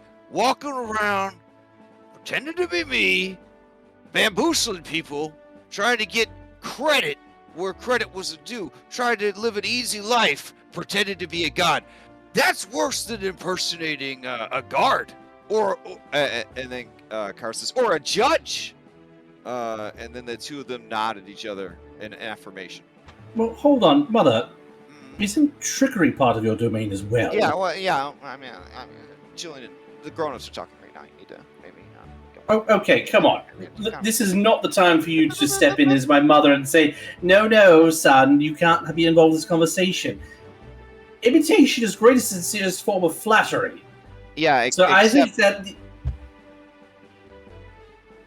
she needs to cut a little slack, don't you? Listen, this individual right here is a menace. Okay? Nobody pranks me. And Pythor says, and you know what's worse? When I went to some of my favorite lovers, they were like, "Oh, you're off your game, Pi. Well, what's going on? I mean, a couple of nights ago, you gave me the loving of a lifetime, and now, you're just dialing it in." And I was like, "I didn't see you 3 nights ago." Yeah, that's what's the word I'm looking for? And Carson, problematic. That's problematic. And when I told them what happened, they were like, "Oh, actually, I kind of figured because they were so much more tender and understanding than you are. I figured it really wasn't you." And he just starts to tear up a little bit, and he looks away, and you feel the pressure of him trying to steady his emotions right now. Nim kind of smirks and blushes a little. That was Atreus, wasn't it? I'm still in contact with them. Pythor storms out of the room, and when he slams the door, it shatters into thousands of splinters. Nim, we haven't been properly introduced. Andronicus will hold out his hand. I'm Andronicus. You can just call me your biggest fan, though.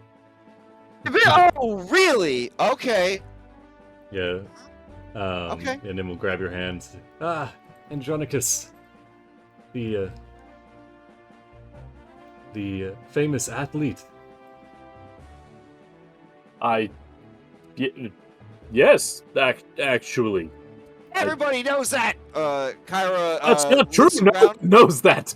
And she picks up a nearby piece of wood and she pantomimes slamming the door because there's not a door anymore, and she leaves also. I'm looking forward to being a valued member of this team. But do I? Well, we can leave the rowing aside for now, and then once again kind of hefts up the hyena, says, "And it's a worthy sacrifice, no?" Not in this particular case. Atticus has sentimental value. Thurak, who's on break from rowing, says, "This one offers himself as sacrifice. If you require food or anything, my body belongs to the chosen. Heroes, please, whatever you need." And he just lays down on the floor. And he offers a knife. Such devotion, Maya.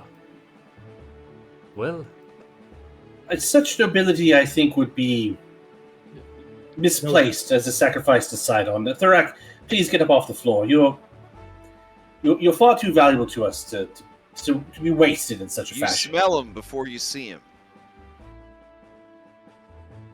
And you hear, "Wait a minute! I need a moment of your time!"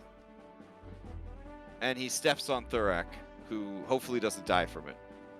And he says, "I heard a rumor that Orin is left. He's gone." Yeah. And he looks around. Yeah, Gorgo.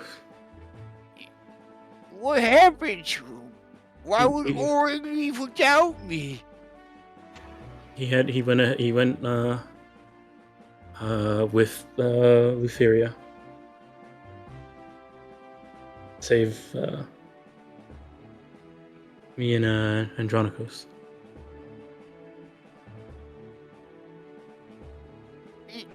He got to go home without me? And now I'm just stuck here with you guys? Mm-hmm. Don't think of it as being stuck with us. Think of it as you're getting to continue adventuring with us. Yorgos, we will get Orin back. He's not gone forever. Why don't we all just kill ourselves so we could be with Orin? I'll make Orin really upset. I can poison all the food if you want. That'll make Orin really upset.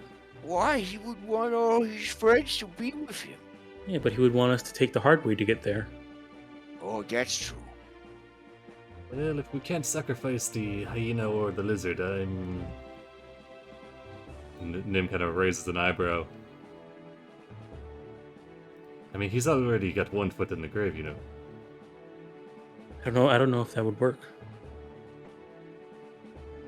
It's worth a shot. He's very smelly. We do have some. Yes, but he is tremendously useful when you're going up against breath weapons. If I get sacrificed, you think I'll get to hang out with Orin again? Sacrifice is hard.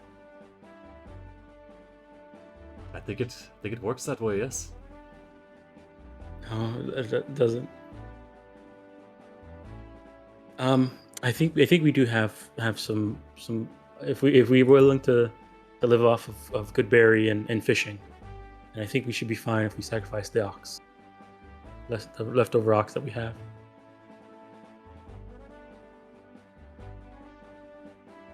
Also, Crash, what day is it? Because I'm updating our It what you call is it? the 10th of Ilfarion.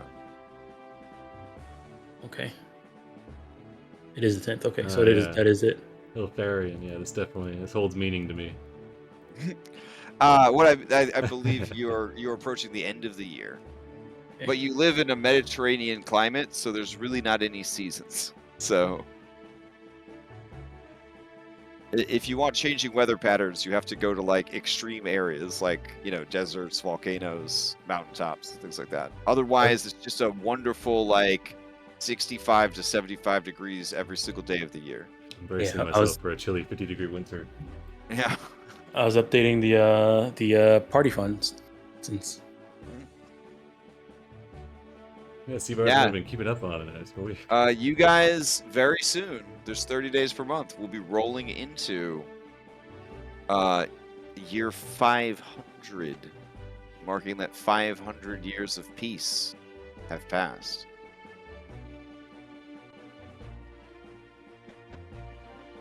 Yeah. Nothing ominous there. Sorry, nothing ominous there. Just 20 days, and you're about to spend 4 of it sailing back to Mitros. No big deal.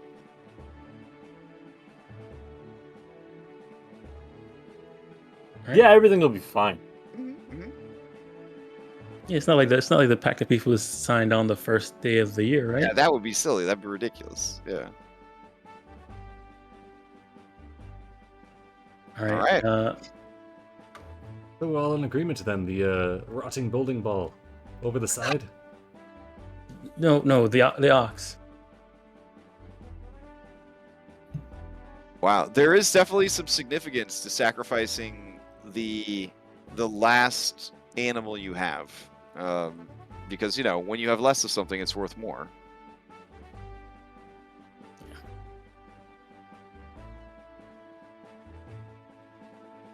And Julian will, with Maya's guidance, make the sacrifice to Sidon. Okay. Do you say any words, or do you just Maya kind of instructs you, and you're just the one that does it?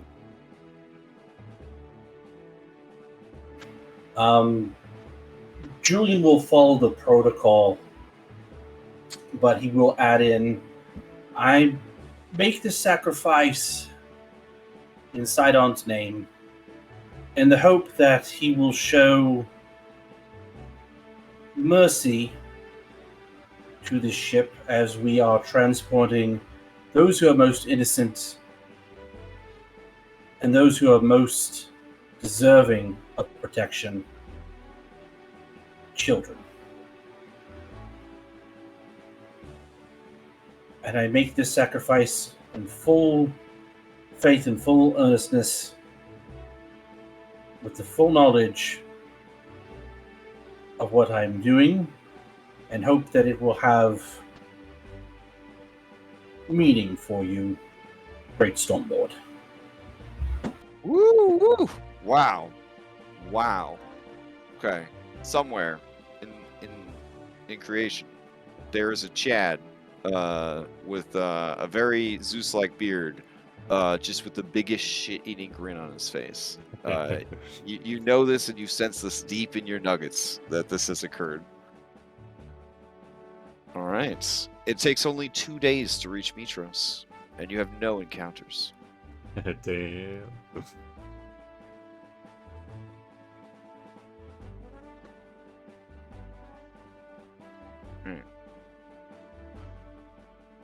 So, you guys roll up into the city of Mitros. Okay. Jeez. what is your play now?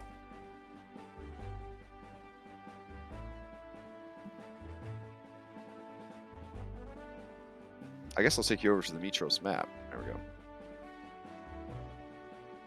All right, 1 level of exhaustion. You still have. Oh yeah, because that makes sense. That checks out. During the time, Cyber the Brass wants to know where Orin is. Anybody want to tackle this one? Am I able to go for it? I guess. Okay. Since I've been talking to him mostly, I'll explain to him that Orin is has sacrificed himself to save us. He went to the Nether Seas. Okay. He showed great strength in character. Doing so.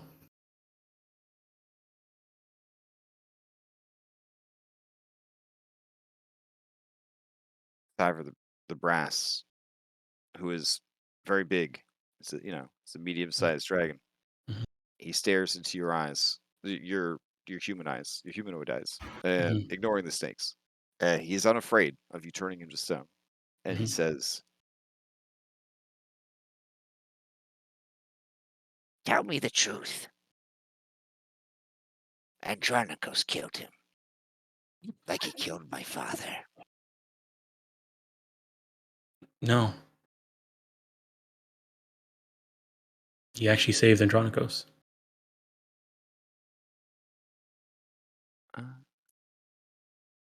The thing we fought killed Andronicos and me. If it wasn't for Orin's strength, we would still be dead.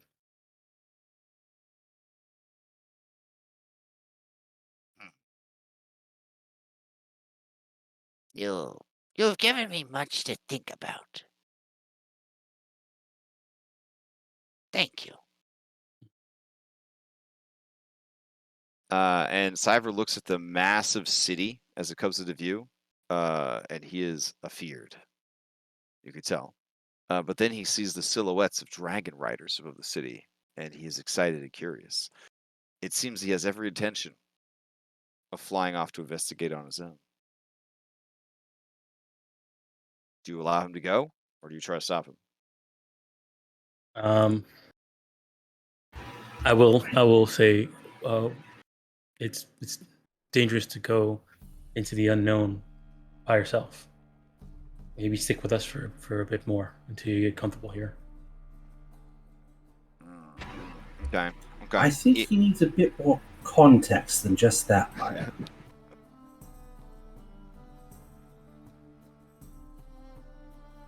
Why?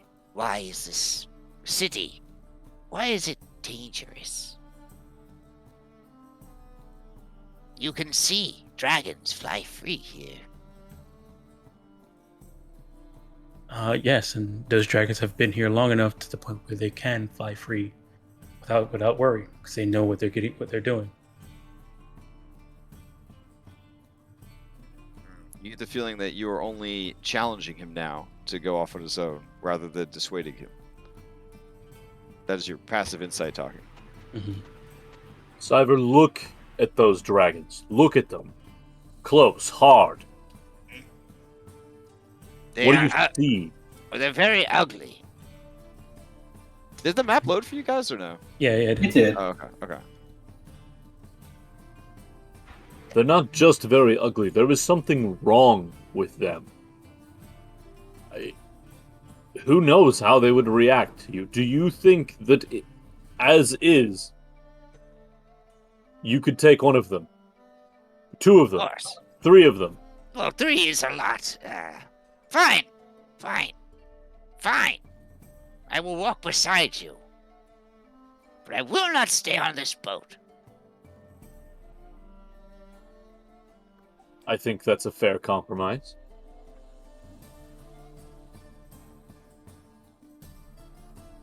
All right. who is there anyone not going ashore? Now the ship, as last we checked, was still in pretty bad shape because they just didn't have the stuff. They really didn't have anything to fix your ship at the island. They were in really bad shape. Over the amount of weeks we were on the island, has the Antikytherian healed up the ship enough? Ooh, that's true. It does heal 50 a day. So let's see. I think we were there for 8 to 9 days or something. Or Yeah. So that should be good. Let's see. What we're missing is just crew and supplies. The ship's at about 800 out of 1,000 hit points. Could be better, but you know it'll heal as long as the Antikytherian stays attuned to the ship. It's just a matter of us picking up more enough crew to fully stock the ship and enough supplies to keep going, and then drop off the kids.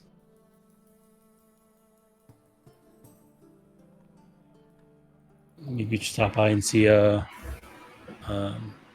orphanage where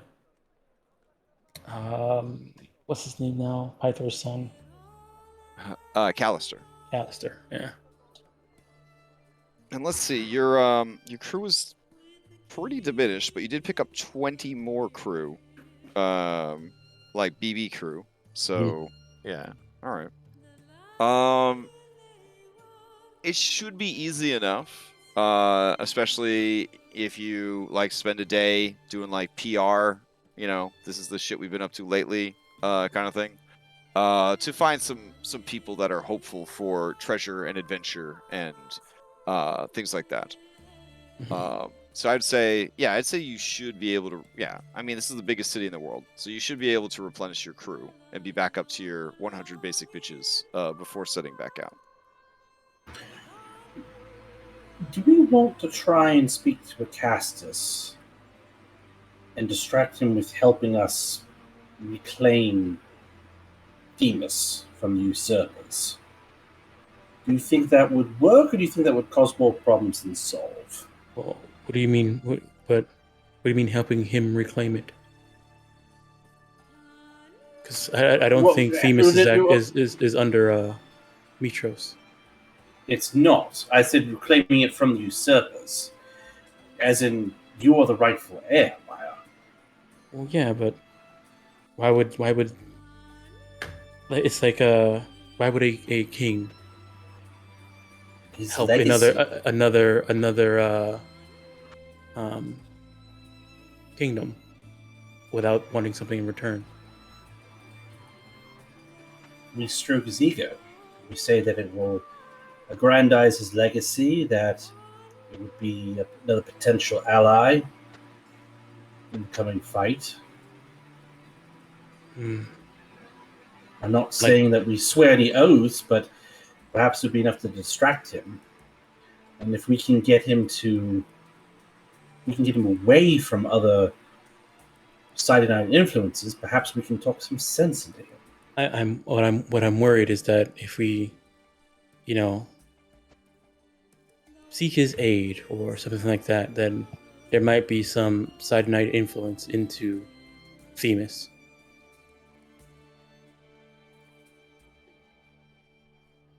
If it's thought of, that Themis was saved by the help of the side knights under King Acastus and the help of the Heroes of Prophecy, then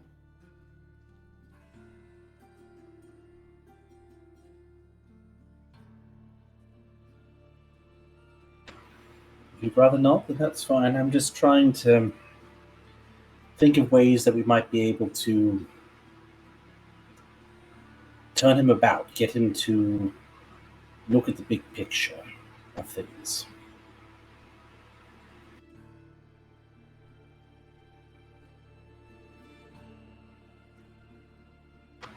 I certainly don't want to have Sardon's influence in Themis any more than you do.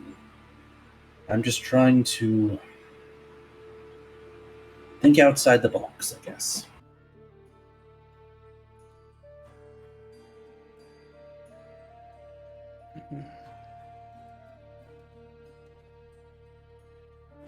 is your kingdom, it is your birthright, and I apologize for presuming, Maya.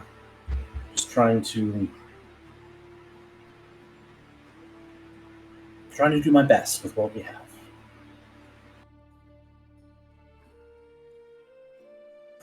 Understood, Julian.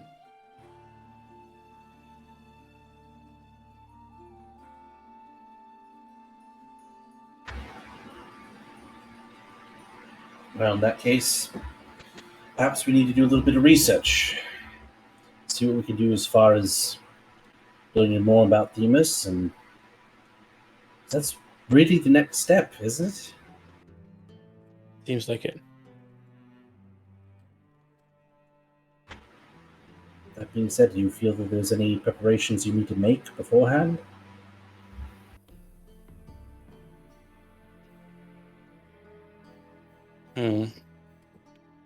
Well, I've done many enough research.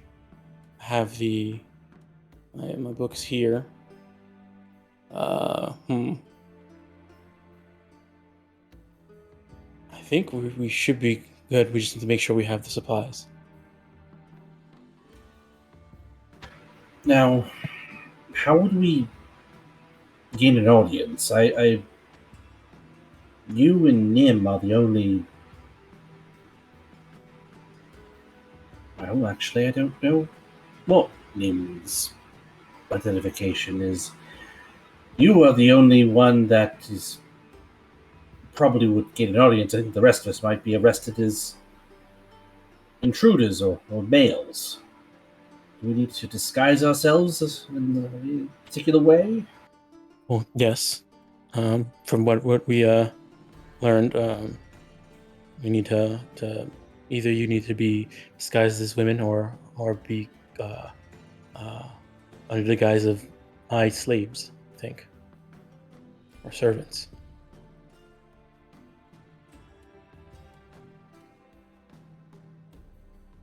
I think I prefer the first option.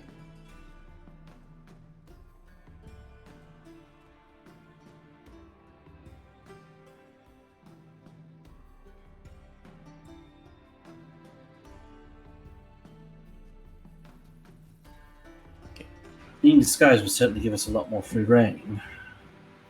Now, I can disguise myself with magic for a time. I think a combination of practical and magic might help.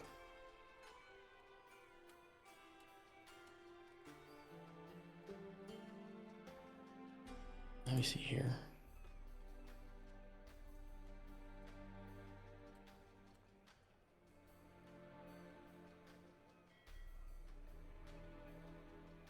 So, if I remember correctly, Crash, do I have it here? There was since I kept on doing a bunch of research. You told me that I had. Where is it? There's a book that I had. Yeah, Path of the Amazon. You said that I was able to ask. I think it was 3 questions. It was like 3 Amazon question tokens that I had from the research that I did.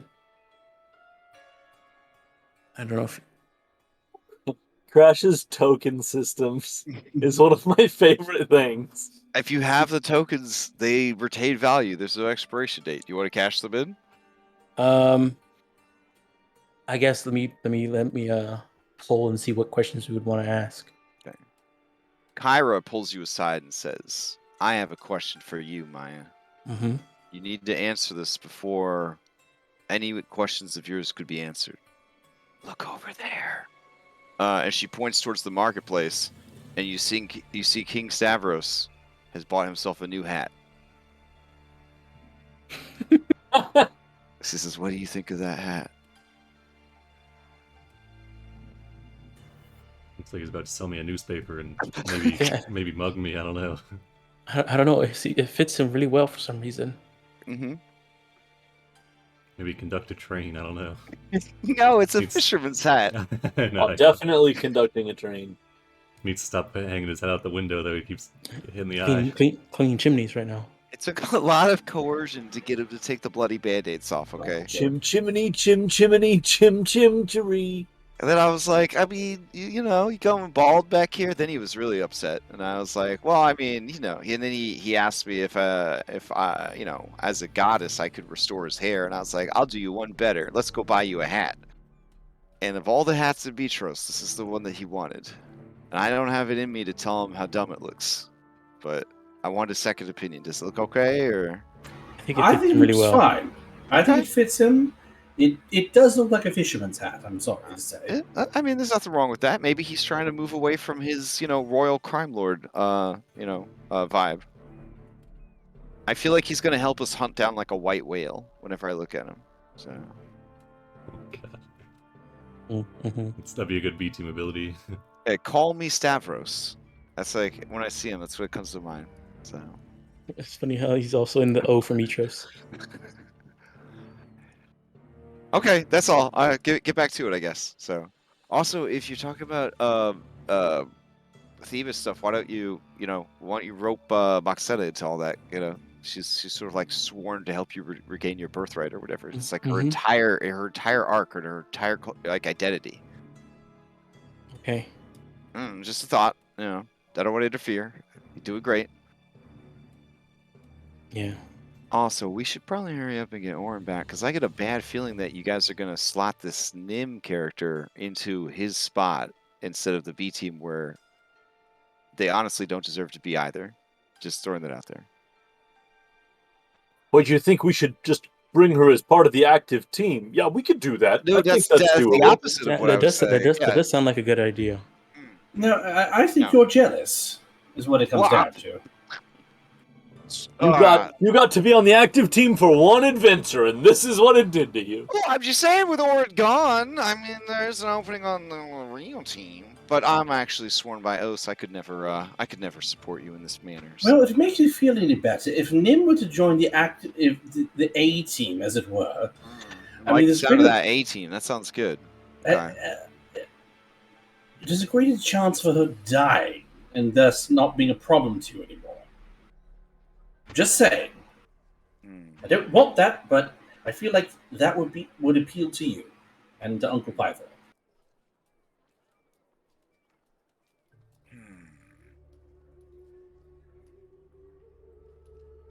Okay. She seems distracted. She's kind of just murmuring something to herself. Maya, with your passive perception, you hear her say, yeah, 10 years ago, a crack commando unit was sent to prison by a military court for crimes you commit. Yeah.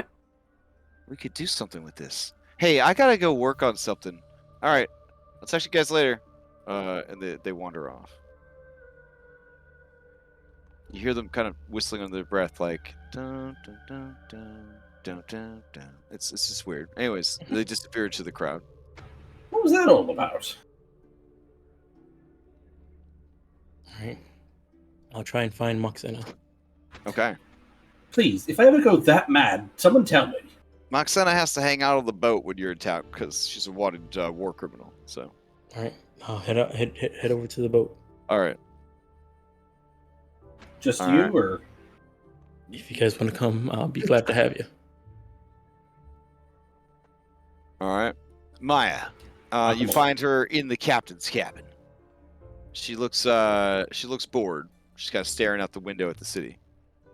You can see on her desk is a potion bottle. She's eyeing it, but occasionally reaches out for it and then pulls her hand away. When you knock at the door, she turns and says, she kind of looks over at you, and she says, Princess. Hi. Did you forget something? No. Actually, we're planning to head to Themis Finally. Next. So I came to speak to you about it. I am an open book. What would you like to know? Well, I guess what do you think what do we expect when we get there? What should we expect when we get there? I understand that my aunt is now queen in that she's very into Lutheria. Men are being treated horribly, and that it's a very hostile environment. She laughs, and her snakes all laugh. They do the and she says, "The men of Themis get what they deserve, and the men not from Themis get what they deserve as well. It is not a place for men. But I see your concerns. Some of your allies fancy themselves men, like Julian. They are probably nervous about how they'll be received. Is that correct? Yes. And you see stepping from the shadows. She was always there. Heliodora. And then Moxena says, well, you have a couple of routes you could take. One, they pretend to be your slaves, and you make sure to beat them up a lot and treat them poorly. Really lean into it, make it convincing. If any of them act out of line, you definitely need to beat them severely to make sure that everyone understands that you're in charge. You're going to want to probably disguise your Medusa-like nature. It would definitely call attention to you. And while I don't know if that's necessarily a good or bad thing, I feel like this particular mission, being as clandestine as possible, would be important. And there, you now demonstrate the second method. We could simply disguise everyone. You know, throw some fake boobas onto Julian and... are there any other men? Julian... I guess Sibo's a man. Yes. And then... gosh, I know there's another one. I can't remember. Help me out. Who's the other? Right. Yeah, the one that pretends he's the captain. Yes, that one. That would be harder, I suppose, or easier. I don't know. Do Tritons have boobas? And she kind of grabs. She grabs her boobas to demonstrate. Yeah. Yes. Oh. Yeah. Well, so that's plan number 2. Is we could disguise them as women. I mean, they don't, you know, it's not like it's that hard. I don't think anyone's going to pull up their skirts to check, as long as they, you know, keep the, stay in character. And then, of course, there's the nuclear option. I heard Kyra say nuclear. Apparently, it means, like, extreme. Sounds like a pretty cool word. So, that's where these come in. And she holds up the elixir that's on the desk. Oh, no. These are potions of alter self. They have a very long duration. With them, you can change one's gender and appearance to be whatever you like. These are what I use to roam about the city of Mitros without being captured. In fact, it's a bit liberating. You can pretend for a time to not be cursed. Very important to get the mixture right, though. Otherwise, you could turn into someone's cat. I have been working with Bicycles to produce many of these. Because of their extended duration, their functionality is quite limited.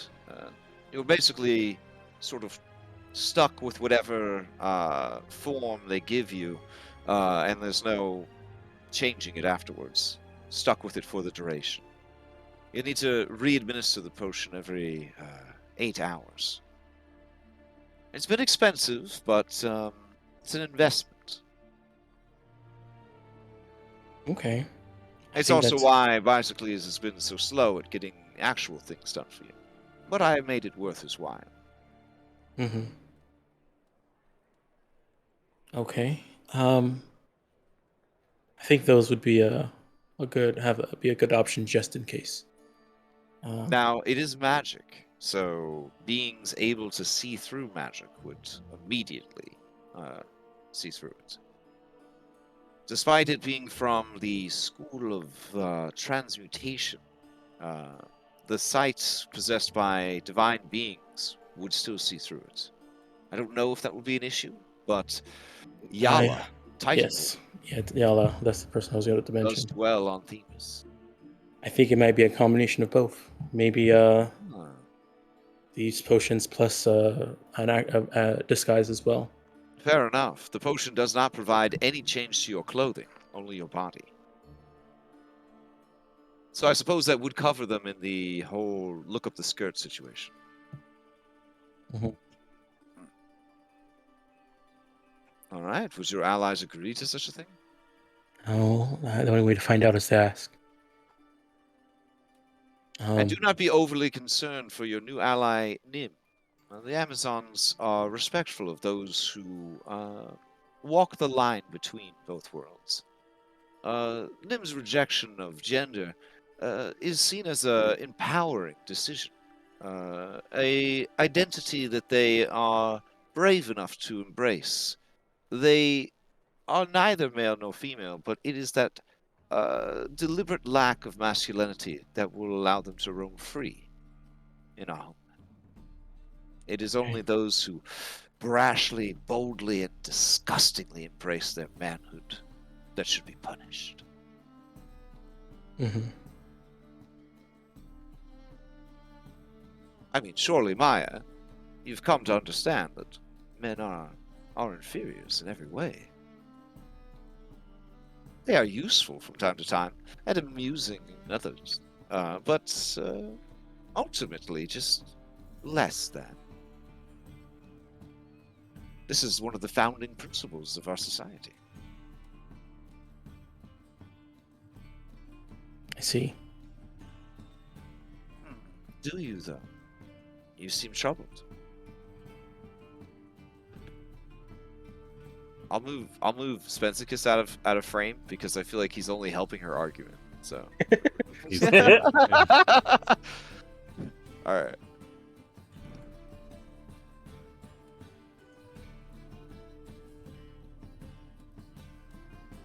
To think about. A real man wanders into frame wearing a real hat. Okay. Oh, you're so cool. She and her snakes watch you, gauging you, testing you, weighing your conviction.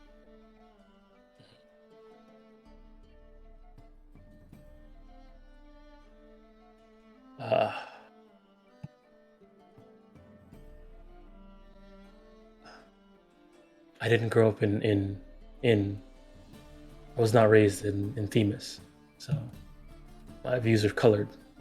But I do want to learn, and I understand the differences. So we will see while I'm there. Assuming you don't tell her to stop or leave, she gives you a 90-minute dissertation about the evils of men, which is far too problematic to go over in our D&D game. Mm-hmm. But suffice to say, it is a horror show of the atrocities men have committed against women and each other throughout history. Mm-hmm. You can now consider Maya fully informed. Okay. Okay. You're woke. All right. So okay. I'll go let after speaking with Moxena, I'll go let the rest of the group know about the potions. Okay. And see what their take is on it.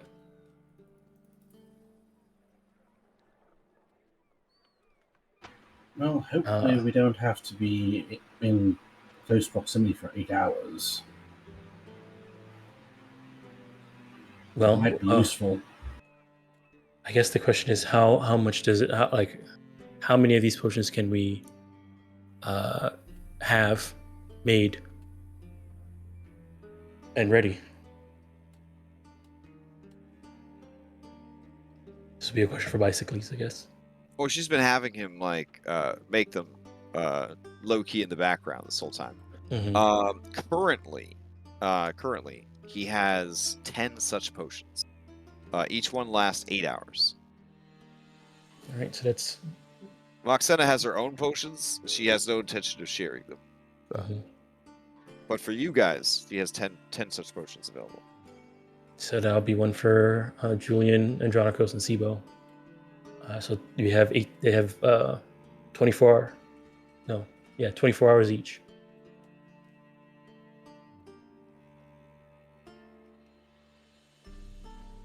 Which, if you guys are proactive, if you have specific character art that you want your character to look like under the effects of the potion, send it over so I can have a token ready for you. All right. Well, we did make some money from our trip to Exile Island, and we have these potions. So I guess it's a matter of what else we would need to go before we do go. I think I'm pretty ready, but we should probably stock up on actual regular healing potions too, just in case. I also have my behemoth as well.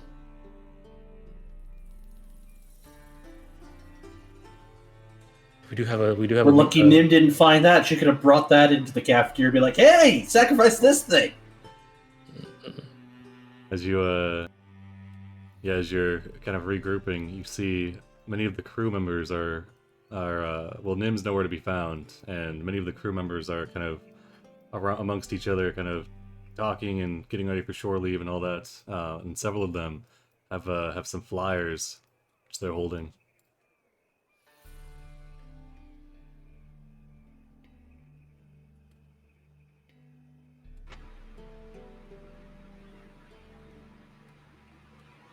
Oh, did you have the flyer?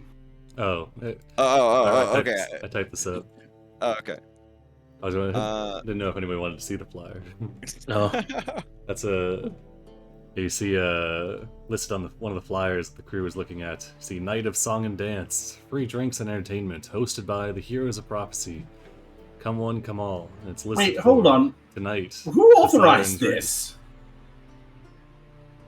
Just look over at Julian. Well, are we going to our party?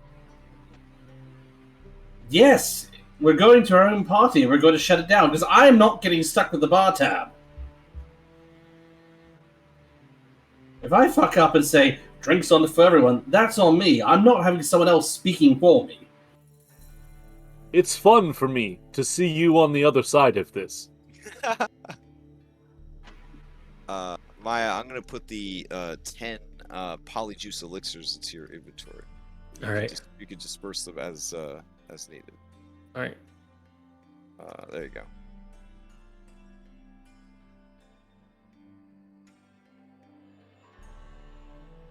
All right. Unless somebody got my cat reference.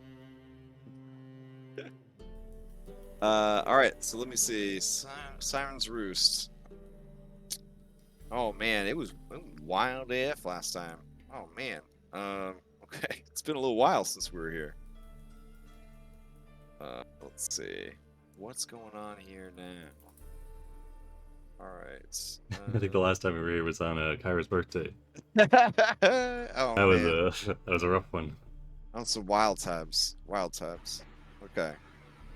So Nim and Ambrosia, she understands what you want, and she accepts your line of credit that you offer and rents the entire facility out to you for the whole night. Free drinks to anyone who is in any way interested in hearing the tales of Daring 2 of the Heroes of Prophecy, and free entertainment for any who are willing to sign on as sailors aboard the Stormbreaker.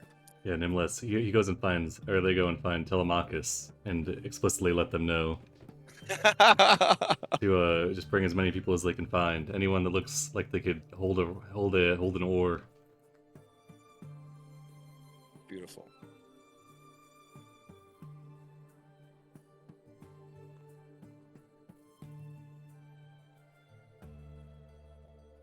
Okay. Let me see. I'm trying to get the map loaded up here. Hold on. believe we were in a centaur costume.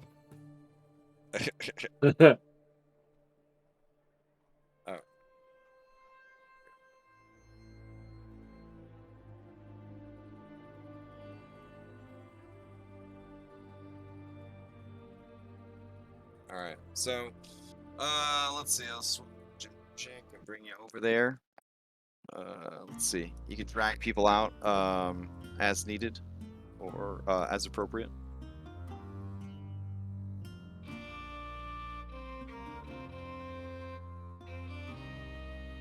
Okay. So, it's been a while. Been a hot minute. My favorite NPC is here. He is. He is. Test on me, work hard. He play hard too. Somebody got to test all these hookers. I mean, these well-respected sex workers out, and that's right. So the place is packed, far more packed than it's showing right here. Let's throw some crowd tokens down here. Julian's stuck at a wall. Ooh, there we go. Yeah, Nim is up on one of like the balcony areas, seated on a table amongst the patrons. All Is right. this updated crowd art? It is. It is.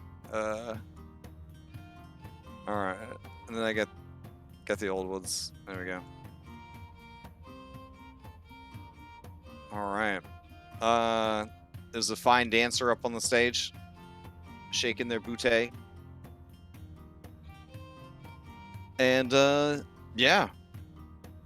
You see Pythor? He looks so happy. He's back in the city. He gets to see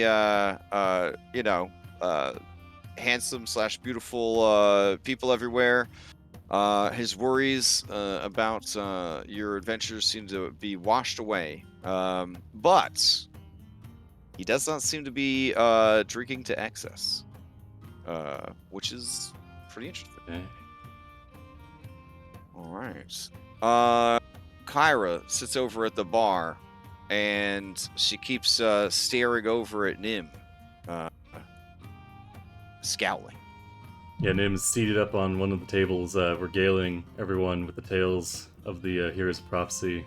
You can tell there's some embellishments in there. For the most part, it's the truth. Taking particular emphasis on the Chimera Queen, any of the Indigo Isle trials, and then most recently, the Exile Island, freeing the Exiles from the clutches of an evil creature, but leaving out some of the more nasty parts. Is this just all stuff she picked up from the crew on her way to Mitros over 2 days? And I mean, other stuff they knew beforehand. Mm. But yeah, they keep an eye out for any of the heroes that enter. Okay. So Julian, you arrive in the place's standing room only. Ambrosia looks at you from behind the bar and says, Julian of Mitros, you have returned to me. It has been so long. I thought you were out on a great adventure. We are just stopping by for an unexpected party that apparently we're throwing. You didn't happen to catch how all this was being paid for, did you? Oh, apparently you have a new bard. Over there. They point at Nib. They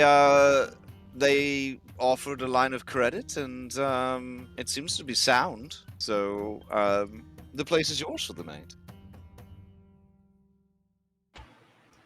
Interesting. And this line of credit is quite good, Julian. You could even afford a night with me. If you look over towards Nim, there's a pause in the conversation, and Nim's like giving you a thumbs up. Well, not a thumbs up, but the equivalent that isn't flipping you off. A knowing nod. A victory symbol. There we go. Yeah, there you go. But in all seriousness, Julian's token is stuck in a wall. Oh, my bad.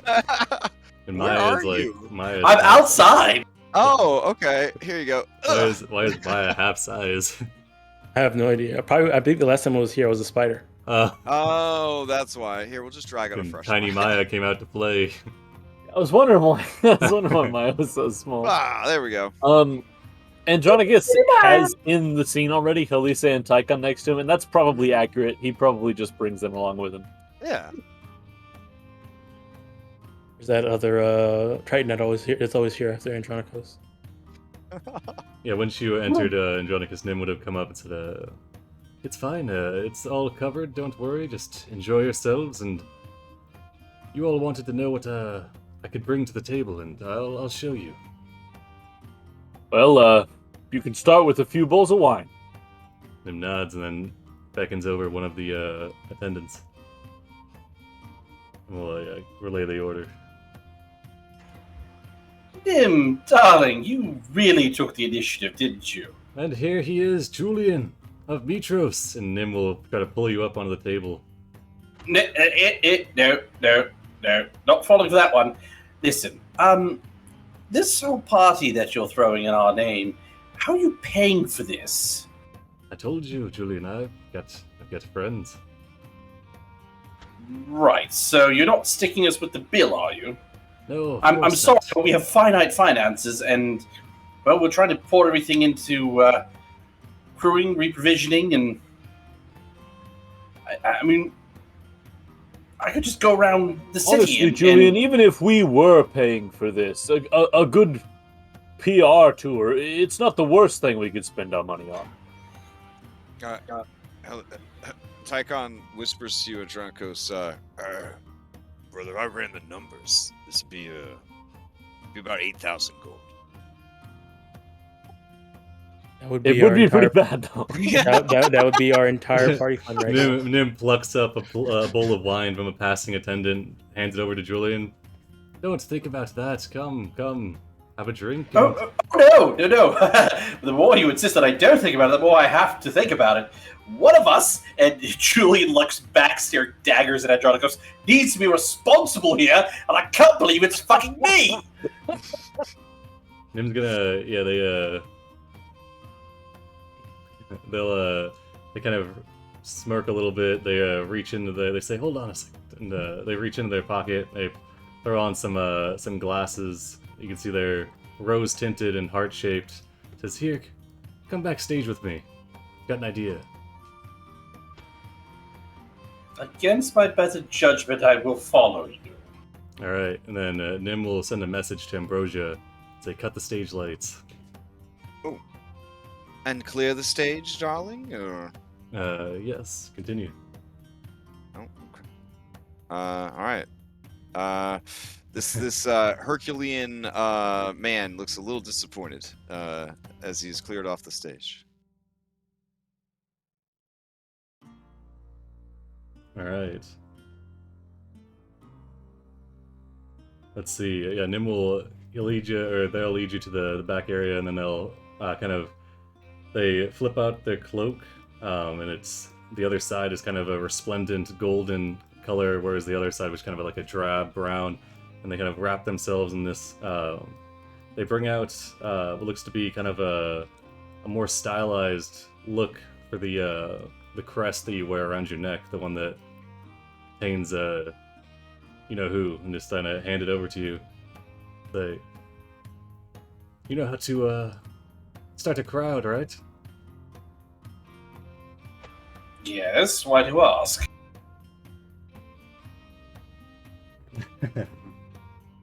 Let's see. Hold on a second, we're loading.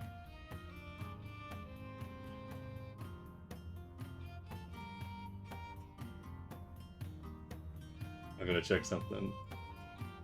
Yes, okay, here we go.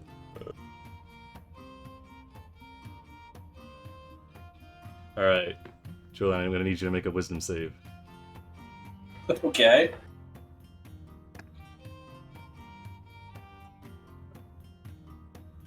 You fail it. Okay. Let's see. Yeah, for a second, the glasses kind of flash, and Nim says, "I want you to have a fantastic night tonight." And then, yeah, we'll send another message to Ambrosia, say hit it, and then we'll usher himself and Julian onto the stage. Or themselves, sorry.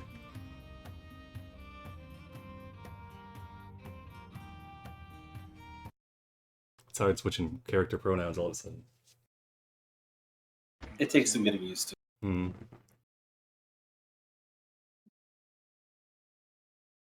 All right. Okay. Kyra takes out lute. Begins to play.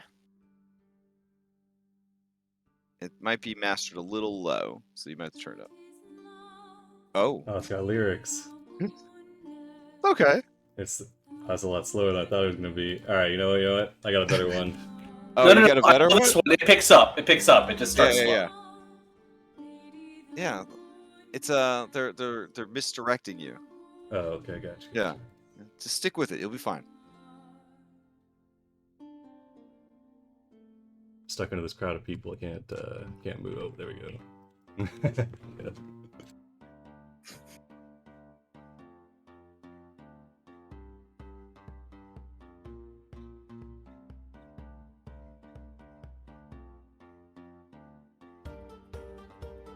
Before they go on stage, Nim will show you like a bag where it's gonna just kind of flash a couple of platinum at you, and say, "The night's been paid for. Have a good time." And then yeah. Very well. Well, I guess I'm still under the influence of whatever happened, so... Yeah, they'll kind of judge your reaction, see if you're going to be angry or not. And then if you're not, they'll drop the charm. Well, I mean, do I know that I failed the wisdom save? I don't think so. Not until it's over. Okay, well, I mean, if Julian doesn't know any better, then he'll just sort of roll with it.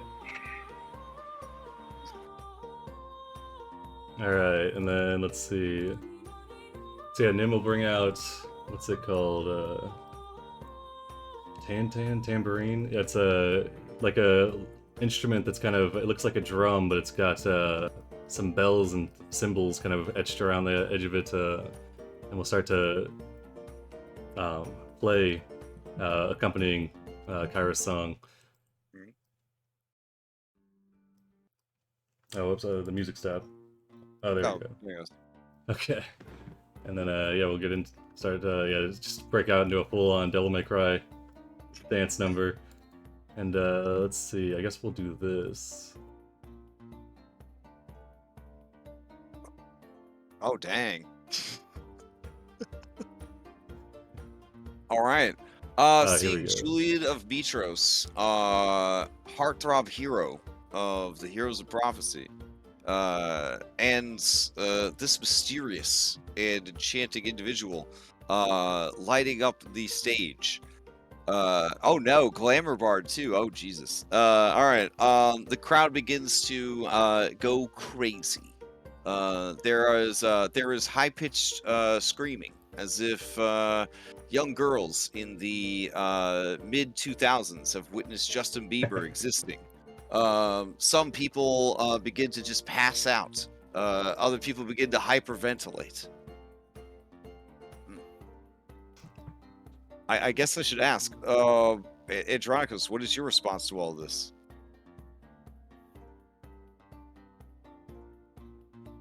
Well, this certainly isn't what I expected to happen, but I'm here for it. Okay, okay.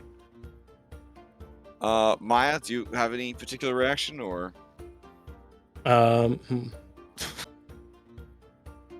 She's just staring. Okay.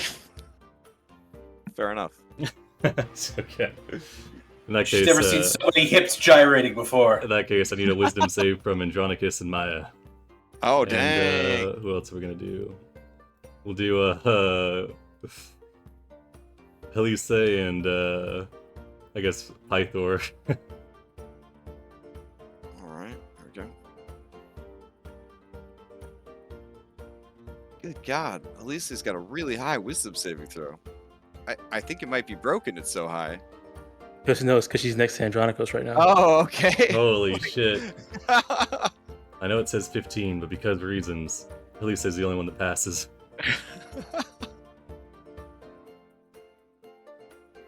All right. Elise, you know, she shrugs.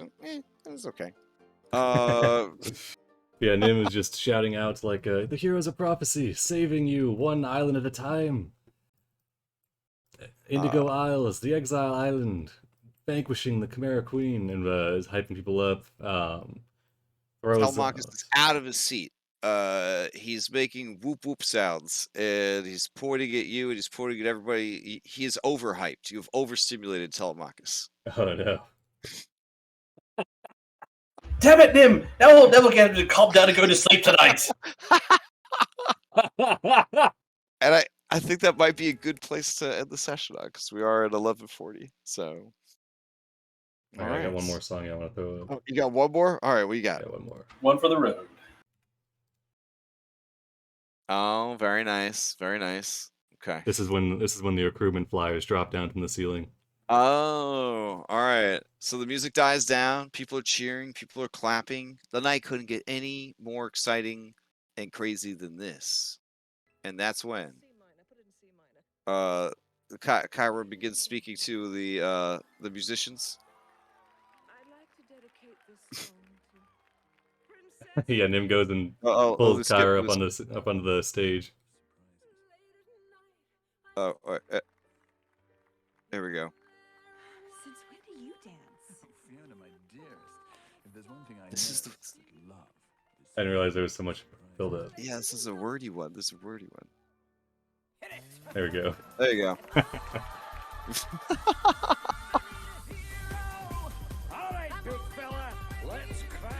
Oh, apparently the ogre Shrek is there. Hold on. That's Pythor's getting hyped. Oh, okay. Got it. So when he gets really into his cups, he develops a Scottish accent. He's on the shin. He's on the shin. Is that is a dwarf? I mean, you say Pythor, but the front door is smashed open because your music is summoned. Oh no.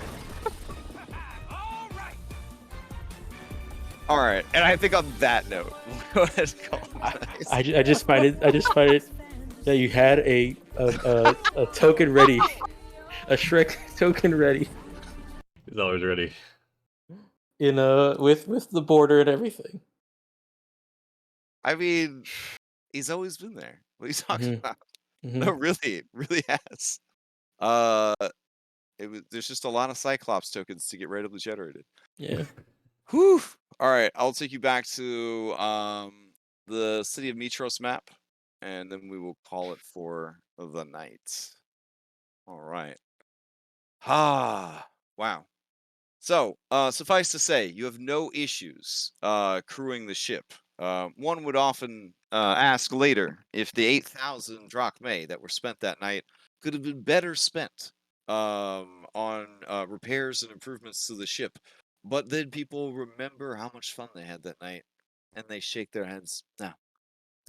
It was the best use of 8,000 drachmae they've ever seen, ever experienced. This is exactly what it feels like every time we pulled into port and dropped like 4 plunder. Yeah, honestly, the night that your characters had could only be described in the excellent rap music of the mid to late 90s West Coast rap scene. Because, man, it was that good. It was that good. You were kings and queens and nobility for one night, the likes of which none could ever measure up. And whenever you look back on that night, it's never in disappointment at the 8,000 drachmae that was spent, but disappointment that that night ever had to end. All right. And thus, we will end our session. Quick announcements. Extra Life coming up. Make sure you sign up for stuff. Make sure you run stuff. Make sure you participate and help out. Make sure you spread the word. Make sure you donate money. Where's all the details? It's not posted yet. I'm just expecting you to already know it. We did November. 6 hours of 1D&D playtesting today because we aren't a bunch of fucking posers. So we're all going to fill out the survey now, having actually playtested the new rules. And I'm going to tell you, as someone that played 2nd edition and haven't played D&D for like 28 years, 1D&D was actually very fun. I enjoyed myself Yeah. quite a bit. And we played raw SRD. There was even a raw ranger. I heard he That's had a good right. time. Absolutely. So to all the haters out there, I know you didn't. Okay, actually, pull the I other know one. What did you actually play? No, we did. And to all the haters out there that say that 1D&D sucks, I guarantee you didn't sit down and spend 6 hours playtesting it. But you did. I bet you didn't spend 10 hours of your fucking weekend prepping an adventure, running it, and playtesting it. So shut up. Yeah, it was good stuff. And that's pretty much all I got as far as the important announcements. So I'm gonna head to bed. Monster Hunter Wednesday. All Yeah, right, Monster Monster Hunter Session 2 on Wednesday. Yeah, Monster Hunter Wednesday. Okay, and then we're good. All right. Nice cut.